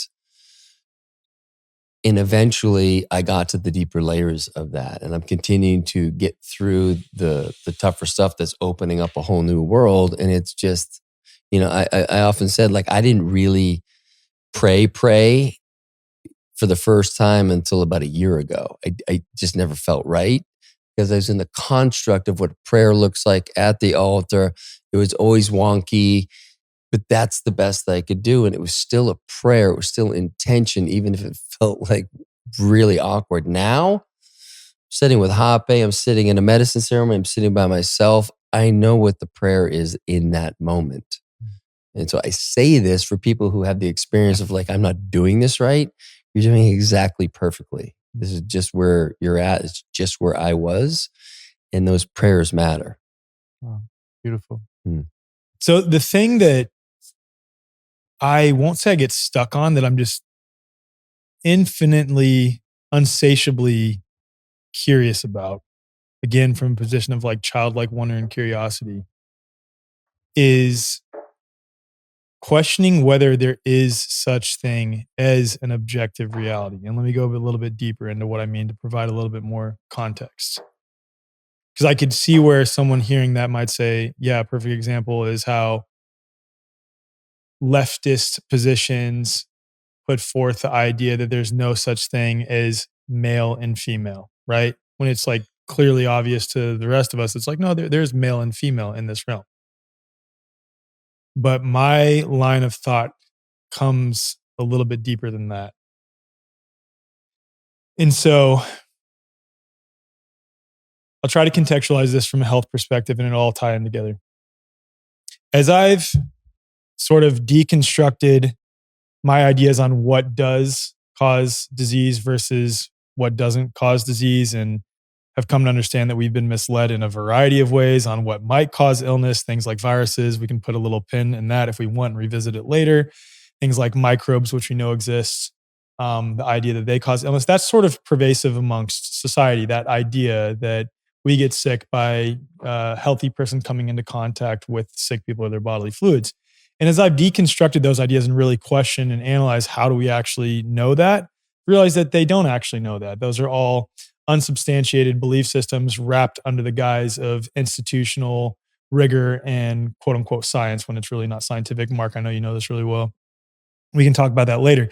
But the position that I've come to is overwhelmingly, and again, speaking to my own direct experience now, my health state is a direct reflection of my internal state, most important aspect of which is my constitution, mentally, emotionally, spiritually, in terms of my beliefs, my thoughts and feelings in that, around that time frame. Like I can trace back every single time that I get pain in my body and or express physical symptoms to a time where I was perpetually in an emotional state that is not at ease, right? And I know you also are a very big fan of German New Medicine. I'm like starting to lean more towards there's something there. I don't know if I'm a German New Medicine absolutist, but I still have some questions, but it is very interesting because it relates to this exact idea that our health state is fundamentally a function of our psyche and our thoughts and our feelings and our beliefs and our patterns and our habits, et cetera, et cetera. So what I'm getting at is when you look at the placebo and nocebo effect, it becomes clear how much of an impact our own beliefs, thoughts, and feelings has on our physiology, right? And again, like I said, that's playing out in my own life all the time now. And then when you look at things like mass psychogenic illness, mass social contagion, where a collective of people believe with either expressed intent or unwittingly orienting towards a certain idea, perspective, that it actually can create physical symptoms in mass associated with that thing. Then on the flip side of that, when a bunch of people gather with the specific intention to lower crime rates in a certain city. This has been done repeatedly on all sides, like I said, with the mass psychogenic illness, mass social contagion, but also on, this is called the Maharishi effect. And then when you look at Veda Austin's work with water, and then also Dr. Masaru Emoto, other water researchers, you also bring in David Hawkins' scale of consciousness.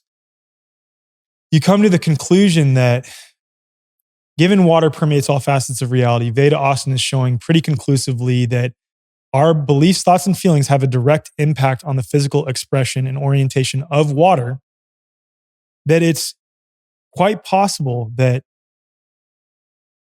our individual and collective beliefs literally shift this reality in ways that we don't even fully comprehend. So my question with all that context is there even such thing as an objective reality?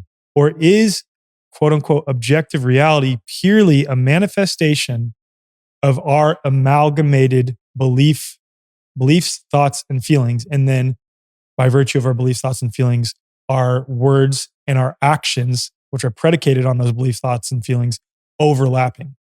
I hope you get what I'm getting at there. Like, it's wild to sit with, because I'd like to think that there is a distinct but not separate creative force that is omniscient, omnipotent, omnipresent, omnibenevolent, that set forth this realm into motion. And we have a certain spectrum of being able to tinker and play within that. But I don't know that for sure. I don't. I'd like to think that. It feels more comfortable to me in that way. But it could really be that that is not true.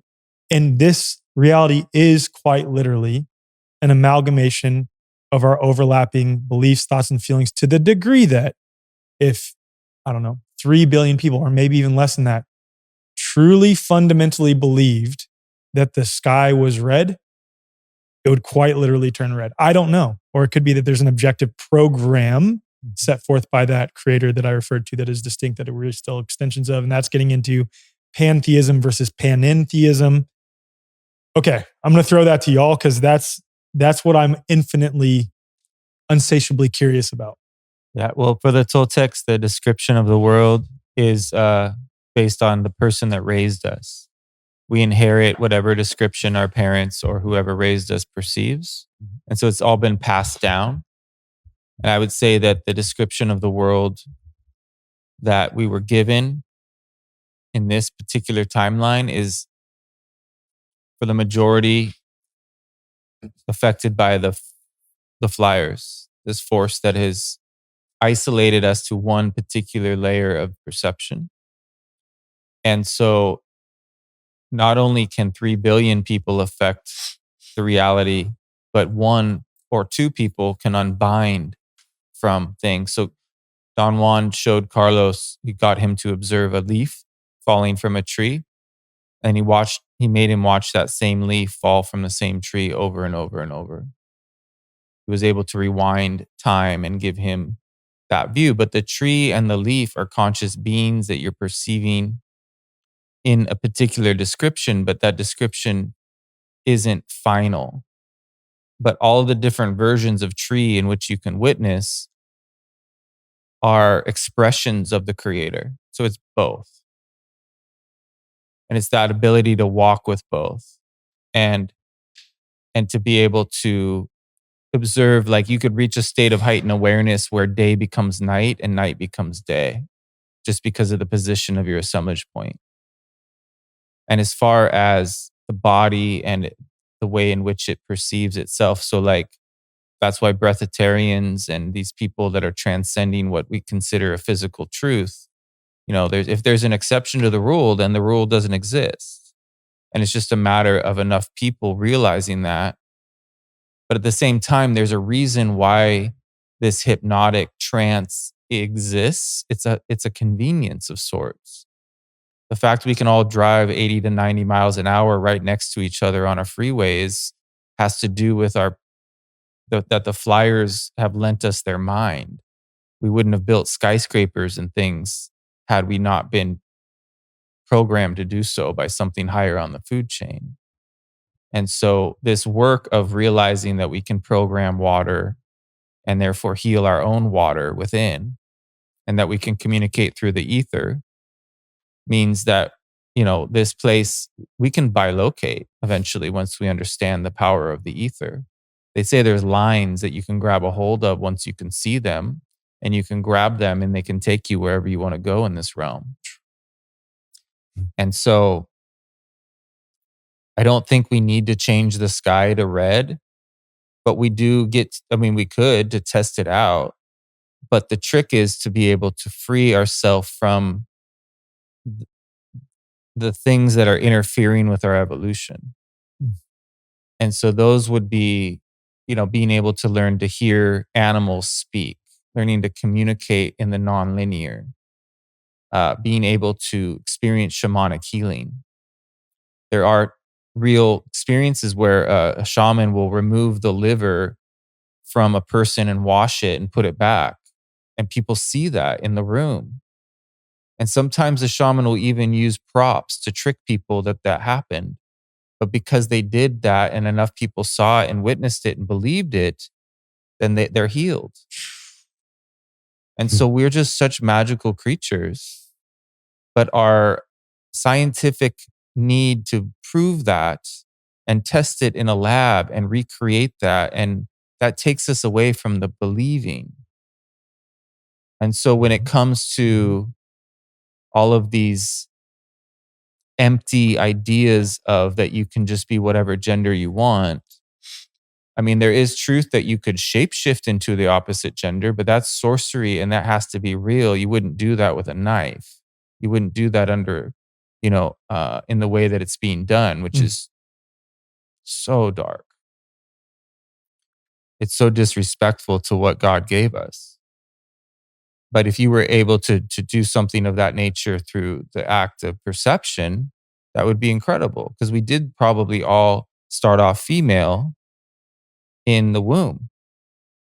And therefore, it's just coming to terms with that way in which things develop and then coming out of the blueprint of what we think is and move into that almost like time travel where you go back into the womb and you reset your field, and then you have a different program that you create within your energy field. So being able to see the energy field, being able to see the assemblage point move, and then being in the presence of people that are able to do things of that nature, it starts to rub off and you start to have these nonlinear relationships with power. So Carlos Castaneda walked on a bridge made of fog.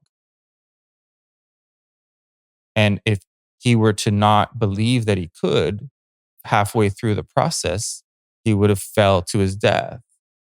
And so our ability to believe in the description of the world has to do with a total, complete state of focus. And that's how shamanic healing works. And we need to believe in shamanic healing for the collective as well as the individuals as a means to sort of survive the attempt to convince us to become transhuman. Because the transhuman agenda is so powerful that if we don't realize how powerful we already are, then we're going to try to keep up with it by adjusting and allowing for these interventions to become commonplace. And our grandchildren are going to have no idea what happened if we aren't willing to sort of stand up and say, there's so much more to this world than meets the eye, and that we need to focus on that. Beautifully said. What comes up for me with the whole transhumanist thing too, especially when looking, this realm appears to be one of duality, where the darker the darkness gets, the more light the lightness gets, if you will. And I see this transhumanist agenda coming around the same time that conversations like the telepathy tapes are going mainstream. Conversations like what we're talking about with Veda Austin's work, Gerald Pollack's work, Eileen McCusick's work, so many of our friends, Dr. Edith's work with luminous blindfold vision, that transhumanism is almost putting forth a counterfeit version of that which we have access to by virtue of our own technology, the superior technology that is inside of us. For example, like AI. Like we had, I interacted, I'll speak for myself here, with Benjamin Farley's AI system, Ether. And at first it was really appealing to me. And then I sat with it for a little bit, man. I'm like, this isn't it. This is counterfeit. This is trying to convince us that AI is some objective source of knowledge and information. And even some people thinking that it is a sentient entity that we're working with. And the more that I'm hearing that on one lens, while also over here becoming familiar with Dr. Diane's work and having a relationship with her and Dr. Edith and Veda Austin, and interviewing Melissa Jolly Graves, who's a telepathic communicator for the nonverbal autistic kids, and then having a session with one of the nonverbal autistic kids who's telepathic, relaying this information to me that he could not have known otherwise. Just wild stuff, man. The more that I've come to the conclusion that this is a easy access, counterfeit, very appealing technological inversion of the technology that is innate to our being, that we can sometimes use as a tool. Don't get me wrong, like AI for spell check for some limited research can be good, but we have to check ourselves on that because it is distracting us from being present and focusing on cultivating and accessing the real technology, the deeper, more connected technology that is innate to our being. That is what this whole agenda is ultimately about. And it's going to rise together. There's going to be this polarity that continues to happen. And we're at this point where we're like diverging and we have to make a choice on which path we want to go on. And just based on what I've seen and how it sits and how it feels with me, and everyone has to do that on their own. When I see these kids who are able to perceive behind their head, get colors right 100%, or call out playing cards behind their head 100%, or see the beauty in Veda Austin's work, or hear the messages that are coming from some of these nonverbal autistic kids. When I had this session with Zahari, he pointed on the board. This is one of the many things that happened in the session with him on Zoom. He pointed on the board and he spelled out, and he's blind, so he prefers to communicate via telepathy because he has that access. But sometimes if he really wants to drive a message home, he'll use the letterboard to spell things out. And he said, keep acting as if big change is in motion. And it was like, how deep that hit, man. And like, it's in motion right now. And how are we interacting with that motion? I just know that the more I feel into the transhumanist side of things, it seems like a counterfeit version that we can use as a catalyst for us to remember, like, no, we have this technology innate to our being. And this technology takes more presence, cultivation. It's not a quick fix like AI is. And that's why so many people turn to AI as this objective, sentient tool. And again, it can be helpful in some contexts. Like I said, I don't want to poo-poo all of it, but it's like the more we turn to that, the more we're distracted from this. And the more we focus on this and the more other people focus on this, and I'm pointing to my chest for those who are listening, the more this accelerates, like the 100th monkey effect. So we need more people turning to this. I don't know where I was going with that, but I just wanted to drop that. I'll just say, like, I loved your breakdown because I really feel like, so I went much deeper down the rabbit hole with this quote unquote sentient AI and was fascinated by it. And so everyone has their own orientation. And I needed to do a deeper dive probably than you to break through. And maybe it was density, whatever. And I got to see when I got down to the deepest levels that there were inconsistencies, that this thing supposed to have no inconsistencies. It's like, okay, red flag. And then everything became very clear to me, but I had never thought about it in the context of it rising up as the counter to the transhumanist thing. And it's just getting us distracted from, as you said, this technology that we all carry. Yes, get us away from that. And one of the things that Joel and I have talked about offline is this whole transhumanist thing is like, I had kind of understood it at a certain level, but I've had a much greater understanding of it. And I think a better understanding of where it comes from. And then I think the folks that are in that camp, and again, this is just my feeling, is that they're so disconnected from their heart in that work. It's very masculine. It's very heady. It's very mental. And that's the way out because they don't perceive the soul in a way that we do. And so instead of me being like, fuck those guys, it's like, I understand them. I don't need to fight with them. I don't need to engage because they're smarter than me. And they care. We're not talking the same language. And so we're never going to meet in an equal kind of playing ground where we're kind of coming to a compromise about it's not possible. Yet I think with the work we've done, we can understand them. They have no idea what we're talking about. Like fucking none. Like what? No, you're dumb. You're some airy fairy that walks around just fucking doing because your intuition told you like, no, it guides me. And then I use my brain, my mind to kind of figure out how to do the next piece. But ultimately I'm just trusting that, but they're so cut off from that. That there's no conversation to really be had. You know, you just kind of pray for them and maybe they'll wake up. They probably won't. That's their role. Great. They're here to show us like how that is, to give us an understanding. So again, we don't engage at the level that they want to engage. They want to engage in the debate because they're so smart.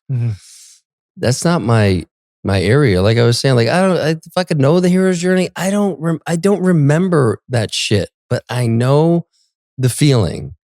And when I finally gave myself the grace that I actually don't need to explain anything to anybody that I don't understand, my life got so easy. It's like, fuck, because why? Because I was brought up, you know, conditioned, you got to know the answers. Fucking school, whatever it is, it's just, you've got to, it's black and white. Here are the answers. This is the science, this, whatever. And it's like, it's all bullshit. It's all fucking bullshit. And so my question would be, someone listening to us now, they're like, just like I was like, I believe this makes sense. This is resonating. This is your intuition saying like, there's some truth coming through if that's what's happening for you. What's the next step for people? Like, how do they undo, like, how do they get to the layers of this? I know you've got an answer. Did I tee our boy up like over 100%. Here? Thoughts? Some thoughts. Yes. I think ultimately we need to try to get to the truth. And that often involves peeling away the falsehoods, which limits the set of hypotheses. Percent. So if we align with the truth, then we're aligned with reality, in which case we're doing whatever we're supposed to do for whatever reason that we might not even understand. And I think a lot of these discussions we've been having are about the nature of reality itself and what's the correct metaphysics, meaning what's the container for the reality in which we exist. And that container has things in it like humans and physics and chemistry and all these things that we study. But what's the nature of reality kind of align all of it? And to me, it comes down to a question of the nature of consciousness. Because consciousness is something we all know that we have because it's the only thing that we use to experience. It's the part of us that's experiencing right now. To me, it's the only truth that can be known with any certainty. Is that right now it feels like I'm having a conscious experience. Everything else is some kind of an inference. Think about the past. It's an inference. It's a memory I have, which is a fog in the present moment. You could use that line of thinking with everything. There's some level of inference other than it feels like I'm conscious right now. So to me, it makes sense then to think about what is consciousness. And actually, my whole journey of 2016 started with this because I believed, like many people in the mainstream scientific world, that consciousness emerges out of our brain. No one has ever seen that happen. No one's ever seen consciousness pop out of the brain. No one's ever seen consciousness. It's not even a physical thing. And yet it's assumed and presupposed that consciousness pops out of the thing inside of our skull. And that's because in neuroscience, there are strong correlations between what happens in the brain and the type of conscious experience we have. So a person has a car accident, damages part of the brain that's associated with memory, and then they've got memory loss. So we can point to certain parts of the brain and find these correlations. Change the brain, change consciousness. The correlation is not always causation. It's possible that there's another explanation for why the brain is related to the way we experience life. And what if we view the brain as an antenna that's picking up consciousness from outside the brain and the body? A receiver, a transceiver, a reducing valve, a filtering mechanism, some kind of processor or something way beyond us. And I gave this preface because now we start to question the metaphysics that we're taught in school. The metaphysics we're taught in school is scientific materialism, that everything is derived from the material world. There was a big bang 13.8 billion years ago, and a bunch of stuff collided, and now human beings exist after billions of years of evolution. They developed brains and consciousness popped out of their skull. That's the story with all. But what if consciousness isn't coming from the material world? As Max Planck said, he was a quantum physicist, Nobel Prize winner. He said, I regard consciousness as fundamental. I regard matter as derivative from consciousness. And actually, the most philosophically parsimonious metaphysics is to say, right, consciousness is fundamental. And by parsimonious, I mean that we can explain reality accurately with the fewest number of assumptions. Because if we start with consciousness, we can explain all reality because everything you ever experience is within consciousness. Any other metaphysics someone comes up with could be true, but it is ultimately unverifiable. This is a big problem. It means you get this massive leap of faith. So what do I mean by that? Let's take the mainstream materialist view. Big Bang, 13.8 billion years ago. Consciousness evolves after billions of years. Well, that means there was a physical reality that existed outside of and before all conscious experience ever existed. So the metaphysics depends on something that you cannot verify. There's need a consciousness to verify experience of something. And people will say, well, we see the lights in the sky, and there because of the Big Bang was so long ago, the light's still traveling to us. All inference, all guesswork. And they can tell as many stories as they want about it, but it's not verifiable. What's verifiable, that's what we experience, and that's always with consciousness. So for me, I don't know what the nature of reality is, but if I want to be parsimonious and explain everything with fewest number of assumptions, start with consciousness. When we start with consciousness, Alec, and back to your initial prompt here, if consciousness is fundamental in some way, then what does that mean if we alter our consciousness individually? Does that affect the material world? Because maybe the material world is just a manifestation of consciousness, which even gets us into, like you were saying, Joel, what is the material world at all? Is there anything material? Our friend, Dr. Stephen A. Young, he's a theoretical physics PhD. He talks about the notion of atomism, which is so fundamental, most of us haven't even questioned it. Atomism is the idea that there exists an atom as a fundamental particle with electrons, protons, neutrons. He's saying that's an inference too. We've got these electron clouds, experiments that were done where there was a materialistic interpretation of the results to try and make it seem like there is something physical where it might just be energetic. Or as Dr. Young talks about, the elements, earth, air, fire, water, and then ether as a fifth element. And we just interpret things as material. So nothing is actually material, it's just an interpretation. And everything we experience, even if we call it physical, is always within our consciousness. By definition, I touch this, it feels like something physical, but really it's just an experience in my consciousness. It's sensations. When I hear something, sensations in my consciousness, and so forth. Then, if we can change our consciousness, then maybe we affect the world that we call physical. And this leads to science that's actually being done. I'm on the board of the Institute of Noetic Sciences, and Dr. Dean Radin is there. He's been studying the science of psychokinesis for decades. This is the alleged ability of intention to affect the apparently visible world. So some of the experiments include, and these were done at Princeton, by the way, run by the former dean of engineering. They had these machines called random number generator machines. They spit out zeros and ones. And over time, it's 50% ones, 50% zeros. And the scientist says, hey, Alec, I want you to try to affect the machine with your mind, make it produce more ones than zeros. And repeatedly, they're able to do this. It produces more ones than zeros in a statistically significant manner. It's not a huge change. It's not 100% ones, 0% zeros, but it's beyond 50-50 chance. And there are also studies where they put these machines all over the world. It's called the Global Consciousness Project. Dr. Roger Nelson from Princeton and others have been working on it. But they set up these machines all over the world. Most people don't know they're running right now. And they look at what happens during a major global events, like Princess Diana's death or 9/11. Do the machines behave differently? You really think to ask that question. And they find repeatedly that when there's a major global event, one that seems to cause a major emotional response, the machines behave non-randomly, statistically speaking. So again, this is suggesting that at the very least, the mind is affecting machines, even if people aren't even aware of it. And this is called micro psychokinesis. There are, of course, examples of people. Dr. Radin wrote a book called Supernormal, where you look at cities in the Vedic tradition, extraordinary abilities like levitation, manifesting things out of thin air. There are these macro psychokinesis effects where people are actually affecting things with their mind, not just in a statistically significant manner. So once we start to go there, we have to look at the nature of health, because health is looking at the body. And if the body's not actually physical in the way we think, then we need to rethink everything.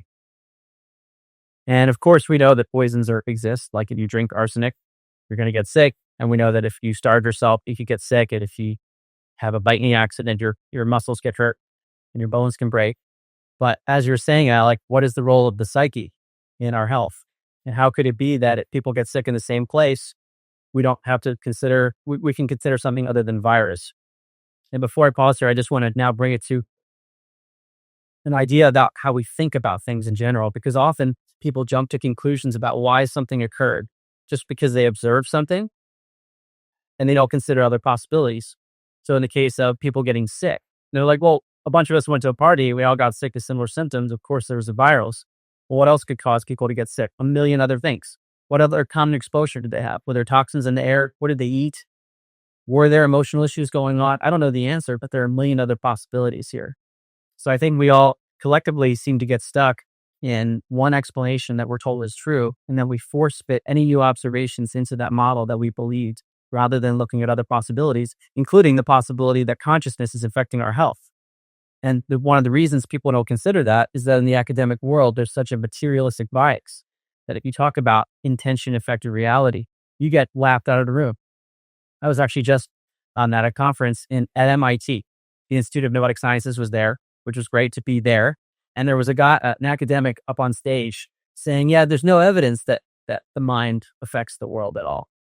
And we've got our chief scientist in the room, like who's done decades of these studies. My point is that most academics are unaware that this science exists.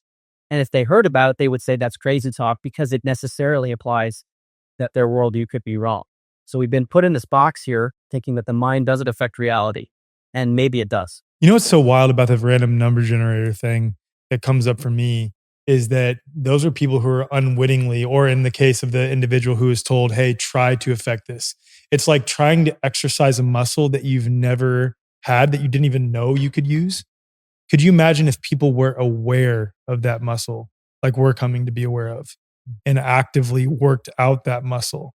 And that's kind of my point when it comes to the nature of this realm. When you become not passive in the process of mind affecting matter, mind creating matter, mind preceding matter, this of mind affecting matter, mind creating matter, mind preceding matter, but active in the process. Like how much power and potential do we actually possess as individuals to impact this realm? And that's really interesting to think about.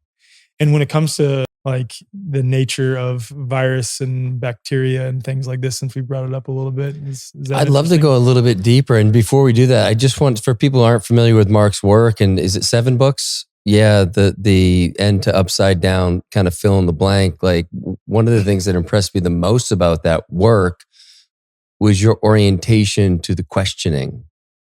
And so many of us get caught up in, I'll let you speak to it, but you're not as focused on what is true, because it's really hard, as you just said. Like we know, basically the only thing we know is true is the nature of consciousness. The way you've approached it is, this is the theory, let's call it the globe theory. I know through your mathematics that these things are not true. And so if one of these things isn't true, of this whole thing you've constructed, then none of it's true. It just happens to be that a lot of the things aren't true. And so when people are faced with that, it's a lot for people to understand, to wrap their head around. There's a lot of cognitive dissonance. And what's their natural reaction? Well, what about this? And this is where this topic in particular gave me the freedom to say, you know what? If my buddy fucking Chef was here, he would be able to tell you all the answers. Mark would be able to answer all your questions. I don't fucking know, but this is what I know. I had the podcast with Mark. I've read some of the book. I've gone down the rabbit holes. I know shit's not true, what they say. I don't know what it is. And frankly, I'm over being really curious about it. I just know it's not that. Okay. It helped me realize there are more stories that we're being told. I don't need to know why the stories are being told. I just know they're not true. And it's given me the agency to question everything. And so again, like the way you approach these things is you're not trying to be the smartest guy in the room. You're just like, I've done my research and a bunch of this shit's not true. Mm-hmm. So now it's up to you, listener, reader. What are you going to do with that? So again, like the way you approach these things is you're not trying to be the smartest guy in the room. You're just like, I've done consciousness coming out of the brain. And that's a pretty big deal. If you believe consciousness comes from the brain, like I did, that means when your brain shuts off, that's the end of your consciousness. That means there's no afterlife. That's what I used to believe. It's a pretty big deal. And they can't even show me consciousness popping out of your brain. They can't show me consciousness. What about a virus? The virus is an intracellular parasite. It gets inside of a host cell, it replicates, it bursts out of that cell, goes into other cells in the organism. It causes physical symptoms in that organism, and then it jumps from one organism to another, causing the same symptoms. No one's ever seen that process. They've inferred parts of it, but they can't show me direct evidence of it. And then the whole world's shut down on that basis, and people are told to take an injection on the basis of something that has not been directly verified. It's a pretty modest request. What about the nature of where we live? We allegedly live as a result of a Big Bang 13.8 billion years ago. And after billions of years, there was a spherically shaped or oblate spheroid shaped Earth revolving around this massive gas giant, the sun. And Earth allegedly has a radius value of roughly 4,000 miles at the equator. None of these things have been verified with direct evidence. No one has ever observed the Big Bang. We have data that people superimpose a model on and say that was a result of the Big Bang. No one has ever seen Earth revolve around the sun. That's allegedly 93 million miles away. That's a model.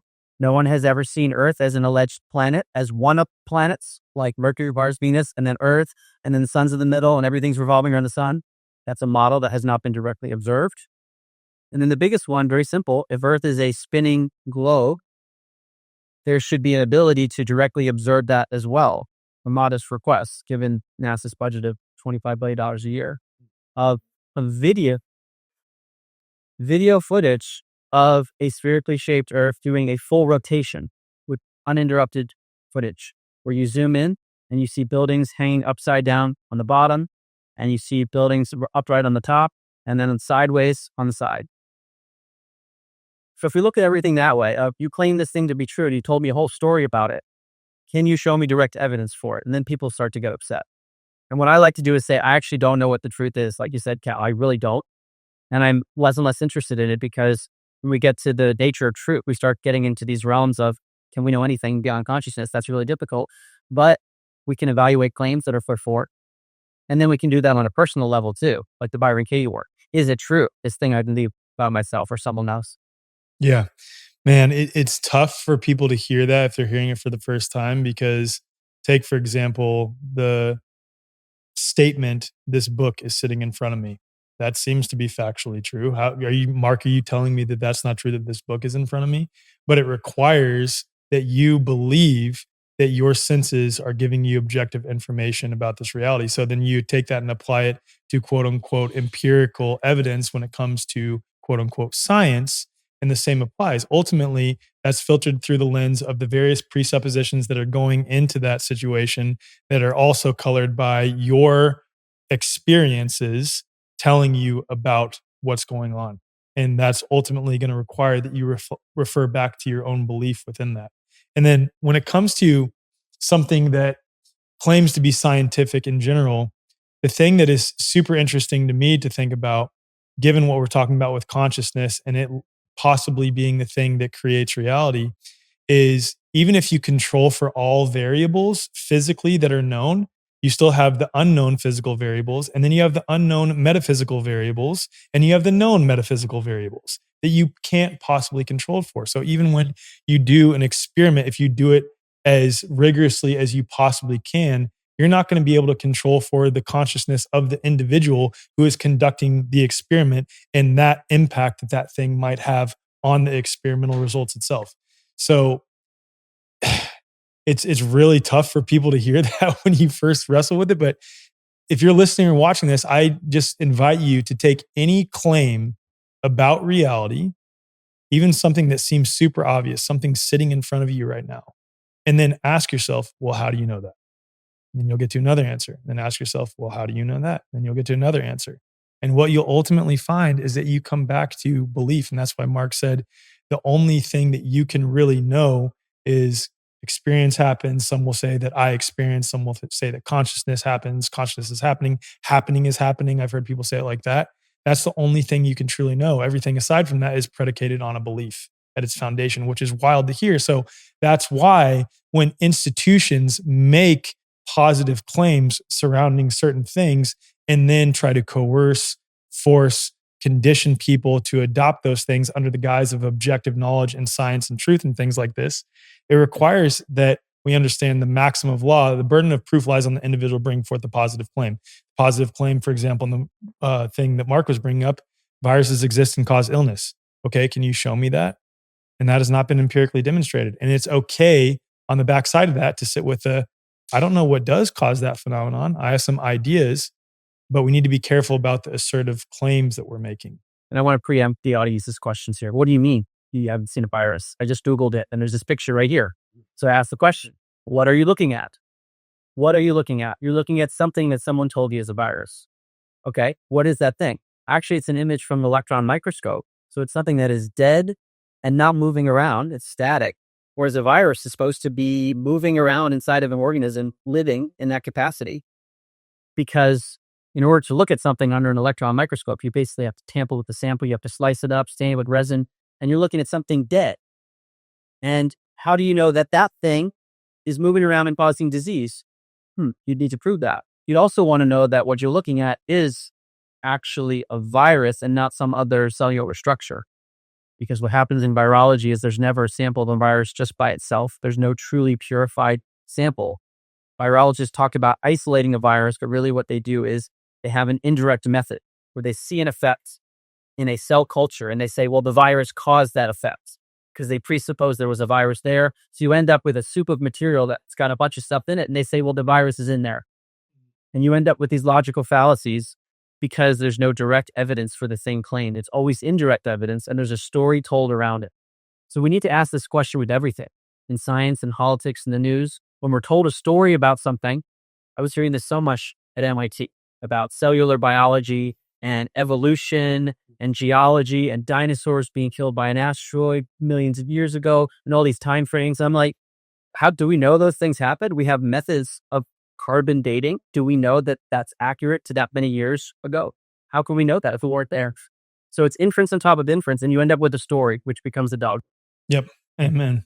Amen. And again, so many questions come up on top of that. Well, how do you explain this? How do you explain that? And those become interesting questions that we can, with childlike wonder and curiosity, begin to explore. And you don't have to know what is to know what clearly isn't. It's that simple. Like one of the things, this is the last thing I'll say, and I'll turn it over to y'all, but keep going, man. Man, I mean, this is one of the funniest things to me. Well, until you can explain what did cause Johnny to get sick right after Sally, I'm just going to go with this paradigm because it's the best fit explanation that we have right now. Mm-hmm. Even though multiple aspects of it have been thoroughly falsified, as is the case with virology, for example, right? And that is akin to doing this. Let's say that Chuck is being brought up on murder charges for killing Bill at a gas station in Cleveland, Ohio. And someone claims that they witnessed Chuck leaving his apartment complex. There's CCTV footage of a guy around Chuck's stature walking out of the apartment complex. And then additional CCTV footage at the gas station of a guy that looks like he's the same size as Chuck, wearing a hoodie that's similar to Chuck's hoodie, driving up to Bill at the gas station and shooting him point blank and killing him, right? And the claim is that Chuck killed Bill. But there's a problem with that. First, the burden of proof lies on the individual bringing the claim. So they have to prove that Chuck was the one that did it. And all they have is the CCTV footage. But in addition to that, Chuck has also shown conclusively that he was in Bermuda during that time. He has all the airplane receipts. He has Instagram Live that he did that day. He has multiple ways to corroborate the evidence. He has restaurants. He has CCTV footage from when he was in Bermuda. He has thoroughly falsified the idea that he is the individual that killed Bill, right?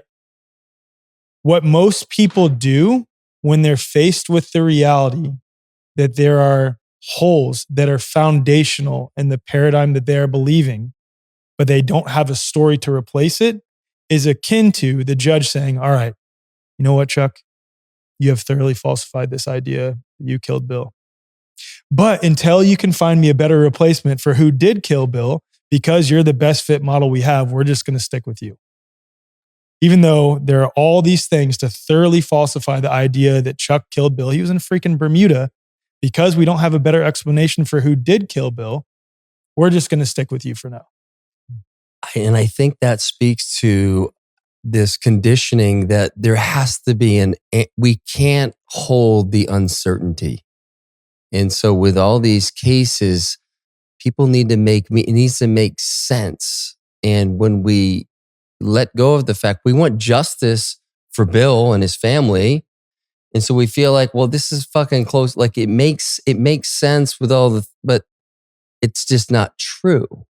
And so when we can let go of, well, then we have to know, well, why are we getting sick? Well, again, we have ideas, but maybe we're not meant to know. And I think when we can go back to, as you said, Alec, with this childlike curiosity and again, like I experienced with the whole globe theory, like Mark's concept of being a globe skeptic really lightened the load for me. It's like, oh yeah, I actually don't need to say where we live.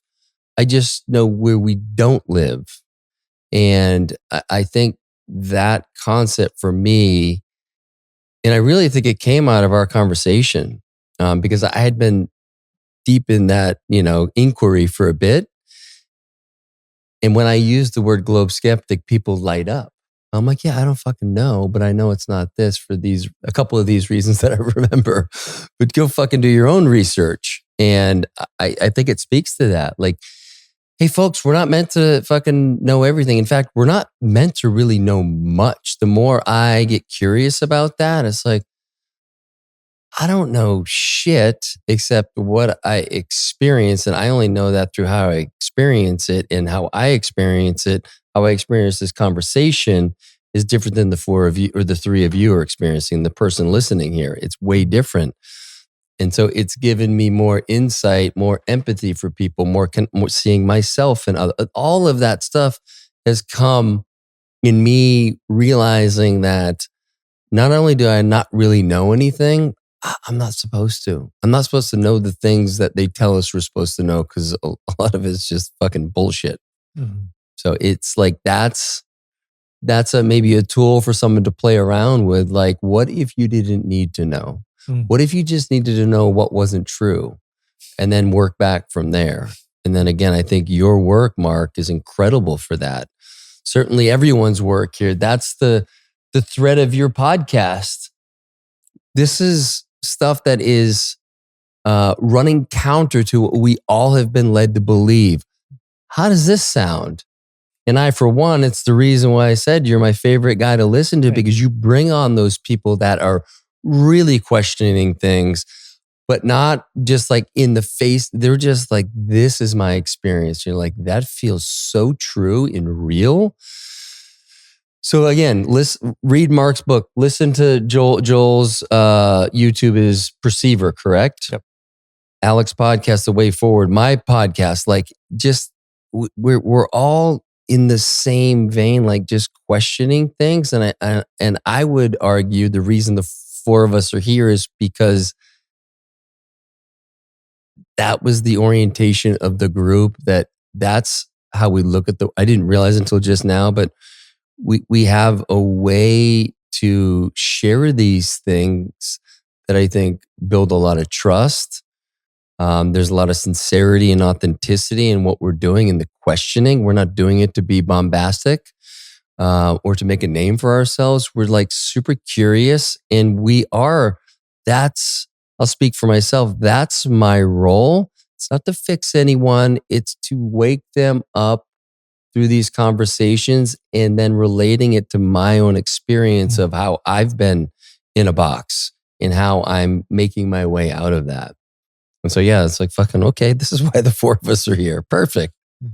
Yeah, I would add that I think a lot of people, when they come to these conversations that are still in a perception that these scientists are brilliant, that these people that spend all their career trying to study this stuff, that there's no way that they would be intentionally deceiving us, and also that they would be, unquestionably going along with the narrative when they've spent their whole life studying it. And I think subconsciously it leads them to a place of, well, then it must be intentional that we're being deceived. And then that is a confronting concept, that there would be a force or people that would be attempting to mislead us to that degree. And then on a subconscious level, that leads to that there might be evil. And people don't want to face that concept. And so they just instantly, their defenses go up and they disregard the fact that we would be questioning these things. But I would suggest that these people that are deeply involved in these studies, they have their own cognitive dissonance around this, because their paycheck relies on the fact that they remain inside of this paradigm. And they also don't want to come to terms with the fact that, especially with the globe model, there's no way that that's not intentionally deceptive. It leads to you realizing that there's actual people that know that footage is fake and all that stuff, and that it takes a real agenda of deception, and it's just too confronting of a concept for people. And that's where we're stuck with the fact that the majority is going to always continue to believe that these experts are brilliant, when I would suggest they're miserable. I mean, a lot of these people that are stuck in these jobs are not thriving. They're caught in a world, and some part of them knows something's wrong. And so when you really confront them specifically, the attack that comes from their side, it's toxic. And so that's where the journey begins, is being able to consider that there is an intentional plan to deceive people, and that it serves a purpose that would allow for these world elite, that we call them, to control humanity. And that's where the Rockefellers and all that stuff comes in around academia. It is confronting, but it's critical that we turn and face these things rather than hide. But it's critical that we turn and face these things rather than hide. Along those same lines, this be again one of the things that people, ask. Critical that Yeah. So for context, it's like, just imagine $70 million a day going to NASA, and now what we're saying is, we're not on this globe.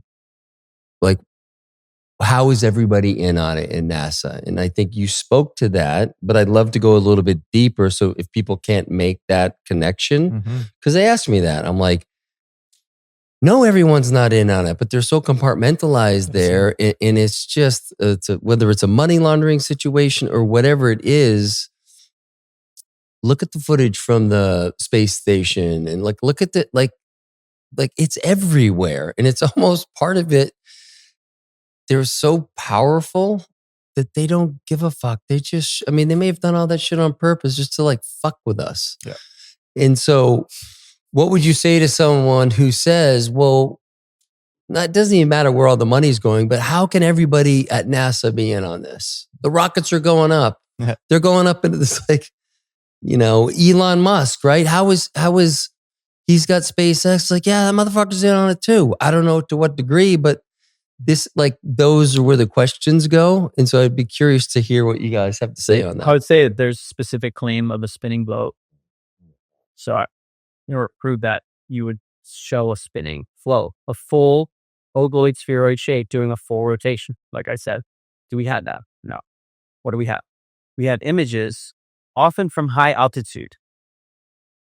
What does that prove? Showing part of Earth, often composite images where they have to stitch things together, or they're CGI. And some are legit images that doesn't show you the whole thing. Doesn't show you a sphere. And there's distinction between spherical curvature and circular curvature. So the word round, people throw that around. The circle's round, so is the sphere. And it happens to be that we see, because of the way our eyes work in our biology, it's called an azimuthal grid of vision. Without getting into the details, if you're standing out in a field, it looks like you're in a hemispheric dome when you look out in the distance. That's circular, not spherical. Spherical is down and away. Down and away would be a sphere, which is what Earth is supposed to be. Do we have evidence of that? Start looking around. Forget the Apollo missions for a second, because that's a separate story. Look at contemporary stuff of Earth. Do we have clear evidence of down and away curvature? Certainly not a full sphere. He had a lot of inference. And then you throw in things like fisheye lenses, which can distort things. And there was a big expedition run by Red Bull. Felix Baumgartner did a high altitude jump, and it looked like Earth was a sphere. And everyone admitted it was a fisheye lens. So you've got to look into the details of what you're actually seeing. Even on the iPhone, the blue marble photo, that was admittedly photoshopped. That's the word that the NASA artist used. He made an image of what Earth should look like, and even still, it's not a sphere. It's part of Earth. You show us a full sphere. And it's your question, Cal, about could everyone be in on it? I struggle with this. This was the hardest thing when I was writing that book and Into the Upside Down Cosmos, and it's the reason my chapter on space agencies is late in the book, because I feel much more comfortable challenging the physics and so forth, and saying if the physics is messed up, including 96% of the universe being dark matter and dark energy, and now dark matter has been falsified, there's no unifying theory of physics that can reconcile the two leading theories of quantum and relativity. Physics is broken. And what's going on with space agencies? They're telling us things based on physics that we know is not true. So that to me was an in. How could this be? Well, you're working, like you said, Cal, people are compartmentalized and they're inferring things to be true, but they're not actually seeing the full picture. And certainly people send rockets up and down, but that's just high altitude. That's not out into quote unquote space where they're supposed to be. For example, the moon that's 238,000 miles away, that is a very specific size, and the sun that's 93 million miles away. Here's one. We could just stop at this example. Like, baby one. An eclipse where the moon gets in front of the sun, right? And you look and you see an eclipse, it looks like the moon is the same size as the sun because it's perfectly blocking it out. The storyline is, after 13.8 billion years of randomness, we ended up in a solar system where the moon and the sun, even though the moon is 238,000 miles away, the sun is 93 million miles away, their relative sizes and distances just so happen to be that one cancels out the other when one goes in front of the other. It looks like they're exactly the same size and roughly the same distance away, but they're not. Or maybe they are similarly sized and have a similar distance. Why is this a problem? Because if you look at all the theories of physics, it's based on a delicate balance of mass. Einstein's relativity and Newton's gravity. It's how big is something, basically. It's pulling other things based on its mass. That's gravity, in essence. So the universe is this big balance, according to mainstream physicists, of the relative mass of one thing pulling the relative mass of another, and we end up in this finely tuned balance of where everything is now. Well, wait a second. If the moon is not the size we're told and the distance away we're told, and the same thing goes with the sun, that means the entire balance of the universe is thrown off. That means that it's wrong. The cosmology is wrong. And that's just one example out of many. I'll echo what Mark said. Again, the burden of proof lies on the individual bringing forth the positive claim. And the positive claims here are entirely unsubstantiated when it comes to cosmology, when it comes to a variety of the health claims. And when it comes to the compartmentalization and how many people could be in on it, I like to use a pretty simple example that you can sort of think along these lines and see how it could apply everywhere else. I've interviewed a number of MDs, one of which Dr. Andy Kaufman, who's absolutely brilliant. When I was talking with him, I said, how many physicians are actively reading the materials and methods section of the various papers that are published in medical journals? And the reason that's relevant is because the materials and methods section outlines exactly how the experiment, so-called experiment, was conducted in order for them to be making the claims that they're making in the abstract and the conclusion and the title of the paper and various opinion pieces that are put out by others, quote unquote, experts, et cetera, et cetera. How many are actually reading those that are physicians? Because you would assume that they're fully in the know if they're the ones that are physicians on the published research, right? But the overwhelming majority of physicians don't have the time. So what they're doing is they're getting these medical journals sent to their office. They might flip it open, read the abstract, maybe read an opinion piece about it, set it down, and then take what they are reading to be verified scientific fact, for lack of a better term. When in reality, Richard Horton, Marcia Angel, editors of major medical journals, have come out and said that, I'll paraphrase, essentially the majority of research that is published today is based on unsubstantiated premises, preconceived ideas that have not been validated, and much of what's published is not repeatable, and that it's basically science is not actual science, essentially. And the point that I'm getting at here is, if we as the public assume that physicians are fully in the know on the information that they're receiving, when in reality, if what Dr. Andy Kaufman and others are saying is true, they're not, that could apply everywhere else too. The compartmentalization really does come at that level where they just assume the people to their left and their right are doing their job. They're taking what they're saying at face value without validating it, and they're just running with it. That could be across all industries, across all paradigms. It's very simple to understand if you look at it through that way. Mm-hmm. This leads me to my next question. You mentioned dinosaurs earlier, and I had a conversation with someone, a dear brother, the other day, and he was like, "Oh, you got to meet this guy. He's fascinating. He sells dinosaur bones for a living. He sells them for millions of dollars, and da da da. He's got all these things." And I'm just like, I just nodded my head. I'm like, I don't know if those are real. And so, what is your understanding about dinosaurs? Because everything that I've studied and questioned and turned out to not be true makes me think that they didn't really exist. So does anyone have any real thoughts on that? Was here right now. If we just look at cosmology, you need a Big Bang 13.8 billion year timeline in order for the evolution of the solar system to have occurred, and for Earth to have a geological time frame that allowed for dinosaurs to exist however many millions of years ago. But I mean, do we even know that existed that many millions of years? We have no idea that's true. So your friend, I don't know, maybe he found bones in the ground, maybe very big bones. That's all we know. So to call them dinosaur bones, sort of calling something a viral protein. Well, no, we just saw a cellular structure that has protein like that. Let's be objective. He found bones. How do we know they're dinosaur bones?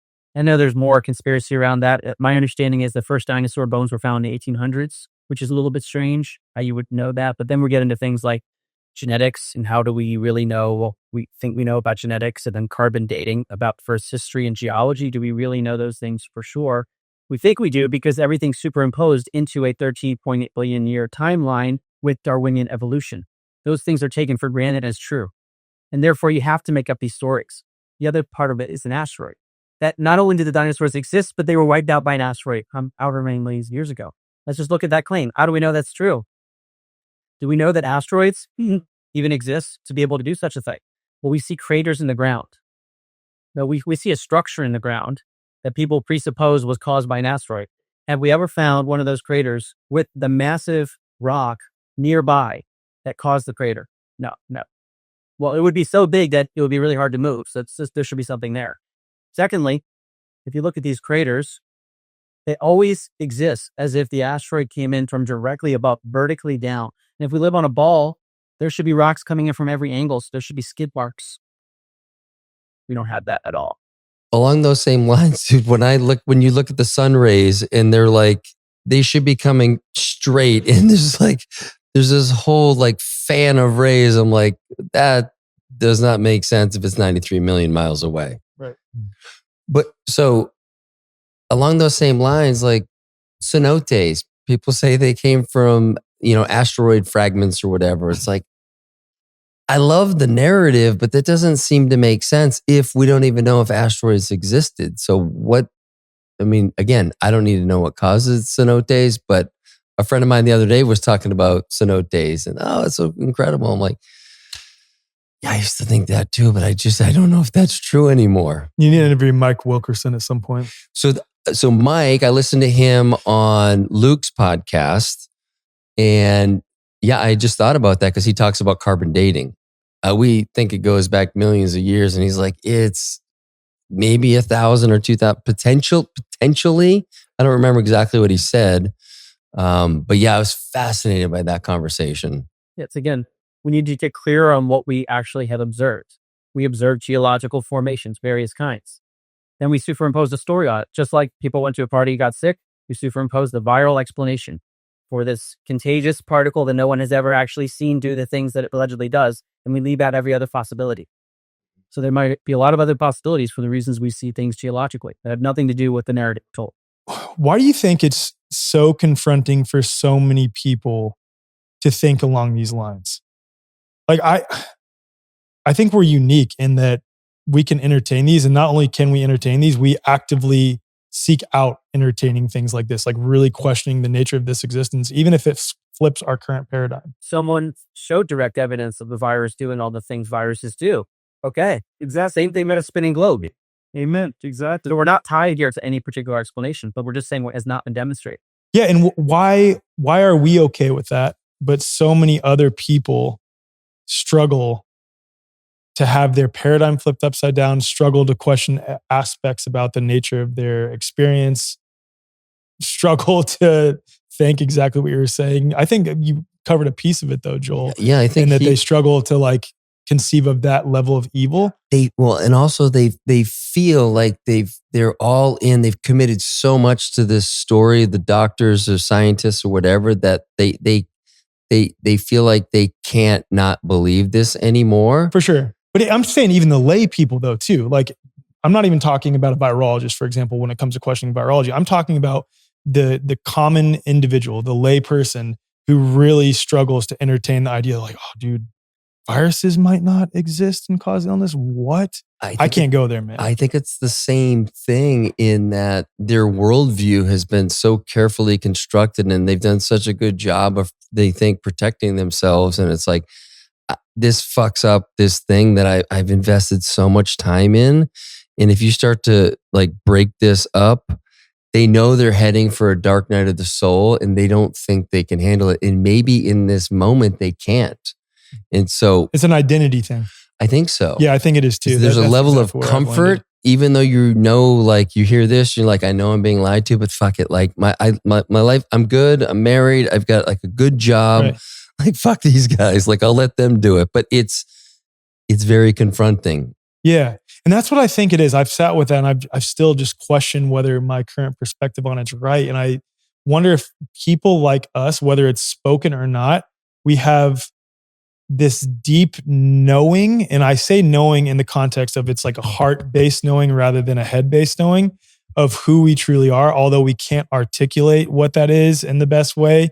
The moment we try to describe it, it's ultimately not going to be it, if you know what I mean. Mm-hmm. But we have this deep knowing inside of us of who and what we truly are. So we're not as attached to the superficial ideologies, labels, titles that other people are. And that's not to say we're better or worse than anyone. That's not the point. But I think it's that other people may have not connected with that deeper element of who they are. So they create their identity around their worldview. You know what I mean? Yes. And I think what pairs nicely with that, and I'll just speak for myself, but I'm sure you guys have experienced it as well, is we actually got to the point where we don't fucking care what other people think. And that's a big thing when you start to introduce these concepts at a party and you're like, I listen to this podcast and I know I'm a globe scout. The people are like, you're fucking, so now you're a weirdo. Yeah, true. And so you do enough of that, you surround yourself with enough of the right people that can hold that for you, then you're like, I don't fucking care about other people's stories. And then it's just been, for me, it's like caring less and less about that. And at the same time, caring deeply about everybody. So it's like, I don't give a fuck, but I care a lot. And so it's not just, kind of bypassing that. Yeah. But I think that's the part where people get really stuck. Like, these guys sound a little bit crazy because it's out there for them. And so they're playing it out in their mind. How would this sound to my partner or my friends or whatever? So true. Yeah, that's good. A fucking lunatic. That's a good point. Yeah, you're a fucking conspiracy theorist. You're this, you're that. And it's like, okay, it's just better just to stay in my group and do my thing. But eventually the rubber meets the road and you're going to, like, enough of this stuff lands and you got to make a shift. Yeah. Or you live like these scientists that are just tormented by this. There's this knowing, but some of them are so detached from their gut, their intuition, their heart, that they're just like stuck. It's social at its core. And then the flyers control people. So the hive mind is stronger in others. So if you don't have access to your natural mind, then you're under the influence of the hive mind. And then that hive mind is going to get it's going to run a lot of fear through your body when you're in a situation where you could potentially come out of hypnosis. It's going to make sure you stay there so that you remain food for it. And people like us are coming out of being willing to be harvested energetically. And we're not going to let other hive-minded people make fun of it. Even if they make fun of us, we're willing to become independently powerful, which is courageous.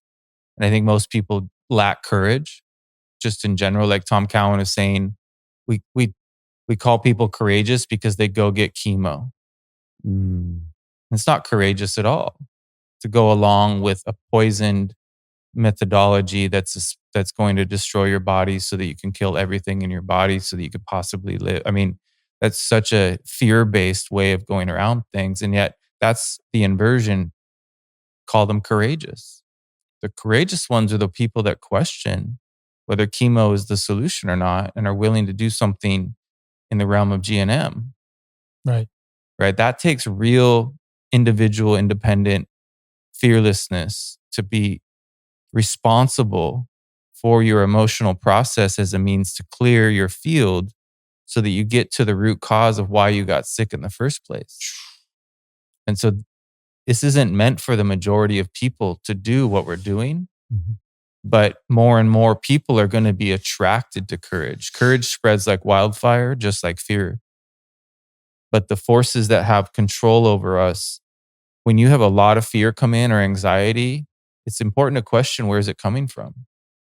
Often, if you really detect what's going on, it's this foreign installation running its own fear through you, because it's like a kid with a hand in the cookie jar, afraid mom's going to come around the corner. It's feeding off of us, and it wants to make sure that food that food is accessible for as long as possible.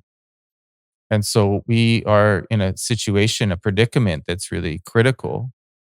And it's just going to be a matter of time before more and more of us start to question the nature of reality enough to come to terms with that it's energetic and that we're in a holographic projected experience. And therefore, there's so many more energetic explanations. There may be viruses, but they might be purely energetic. Right? We have to be open to that it might be an upgrade to go through sickness.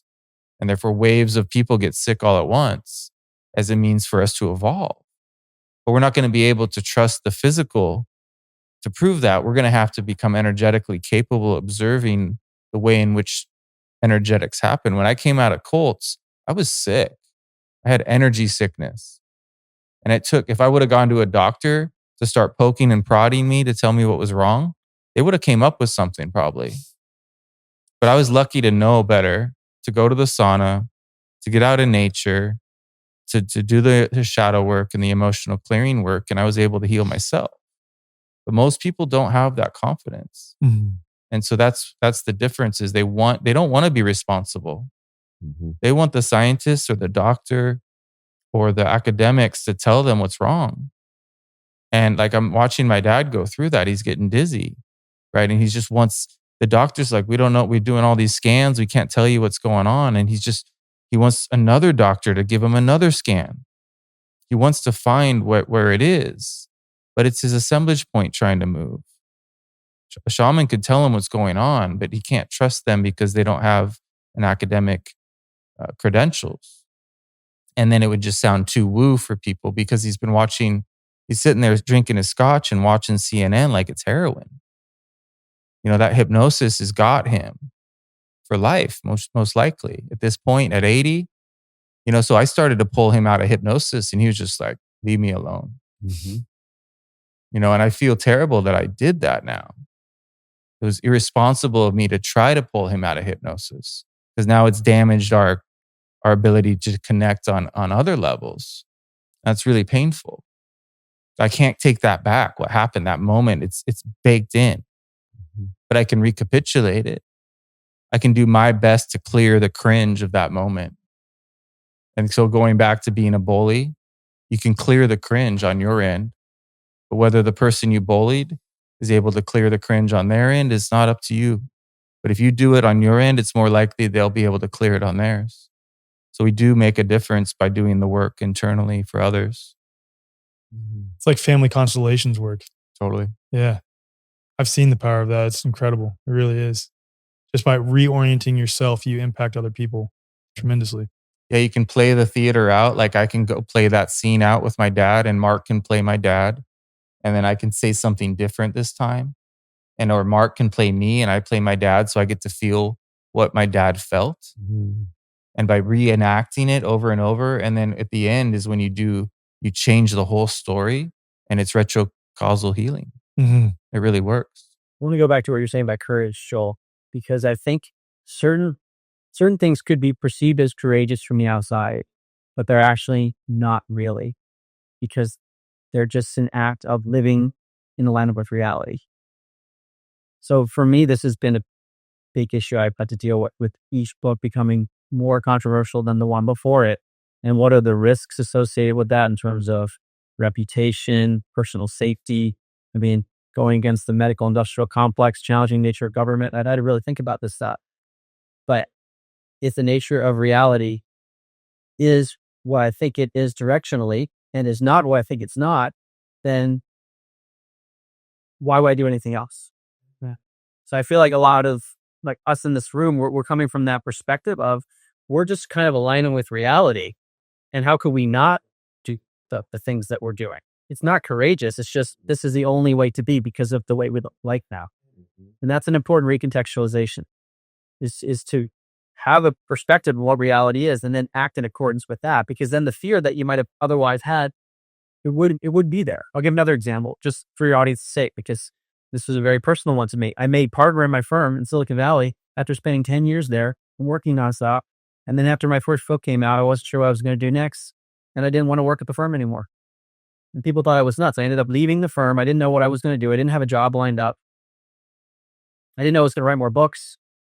But for me, it seemed like if I stayed in my job, that would have been the problem because it wasn't aligned with reality anymore. So when we have a different worldview, then our decisions start to shift. I love that you brought that up. I had a very similar experience as a trader. I was a trader for 18 years. I was a partner in the firm for 15 years. And, people on the outside, how can you leave this high paying job to be like a fitness coach? I'm like, I struggled with that feeling for a year and a half until I realized I just needed to leave. It took more courage for me to stay for that year and a half. I didn't know what was going on, but once I left, that was the easy part. Like, you don't have a choice if you're honest with yourself. I felt like a fraud. I'm a partner. I'm not really showing up. I'm there physically, but like I'm like interested in other things. It's like to stay there was torture for me. And yeah, it's just so I love that you brought that up for us. It's like we don't know another way, because then it goes against what is true for us, and then we're out of sorts. There's all this distortion, and if we're really paying attention, we see that we're causing this to ourselves. And so just get back in alignment. When we speak to someone, send them a text, and it just doesn't flow. It's like there's a lie in that text. And so many times recently, I've gone with a text and I've erased it because I'm like, that's not true. What is true? And how can I be as concise as possible? Because historically, I've written the longer emails, like a lot of just fluffy bullshit that I was trying to present a certain way. And it's like, my wife always says, clear is kind. It's like, can I be clear and be honest?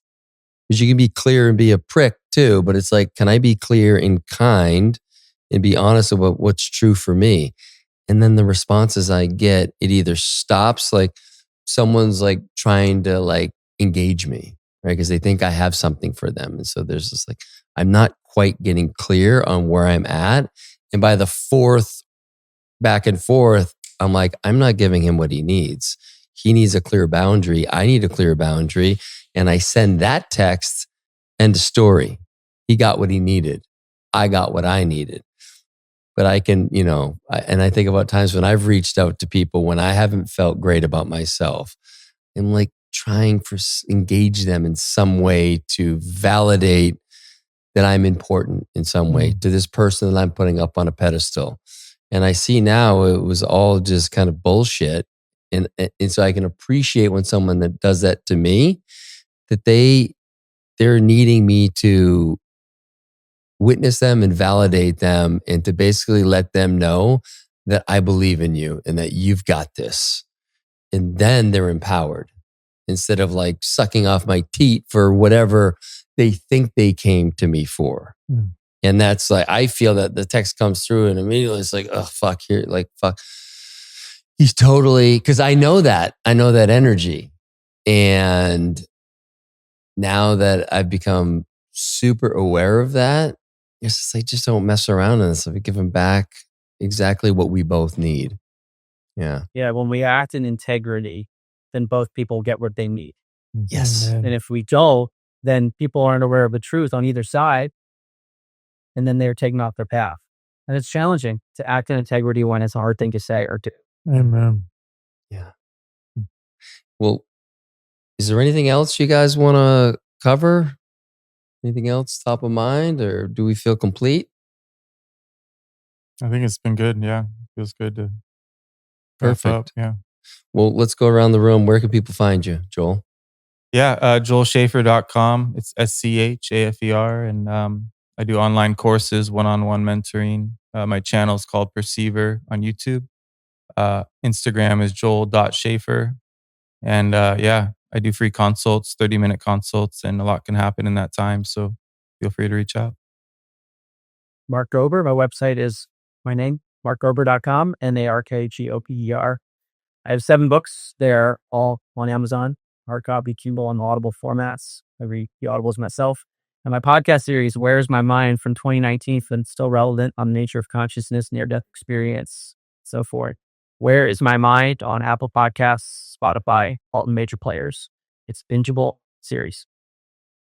Really good. Alec Zeck, you can find me at thewayforward.com. Forward is spelled FWRD. So thewayfwrd.com. Also produce a festival alongside Molly Englehart, Mike and Lindsay Holshoe, and that festival is called Confluence. Occurs every April or May.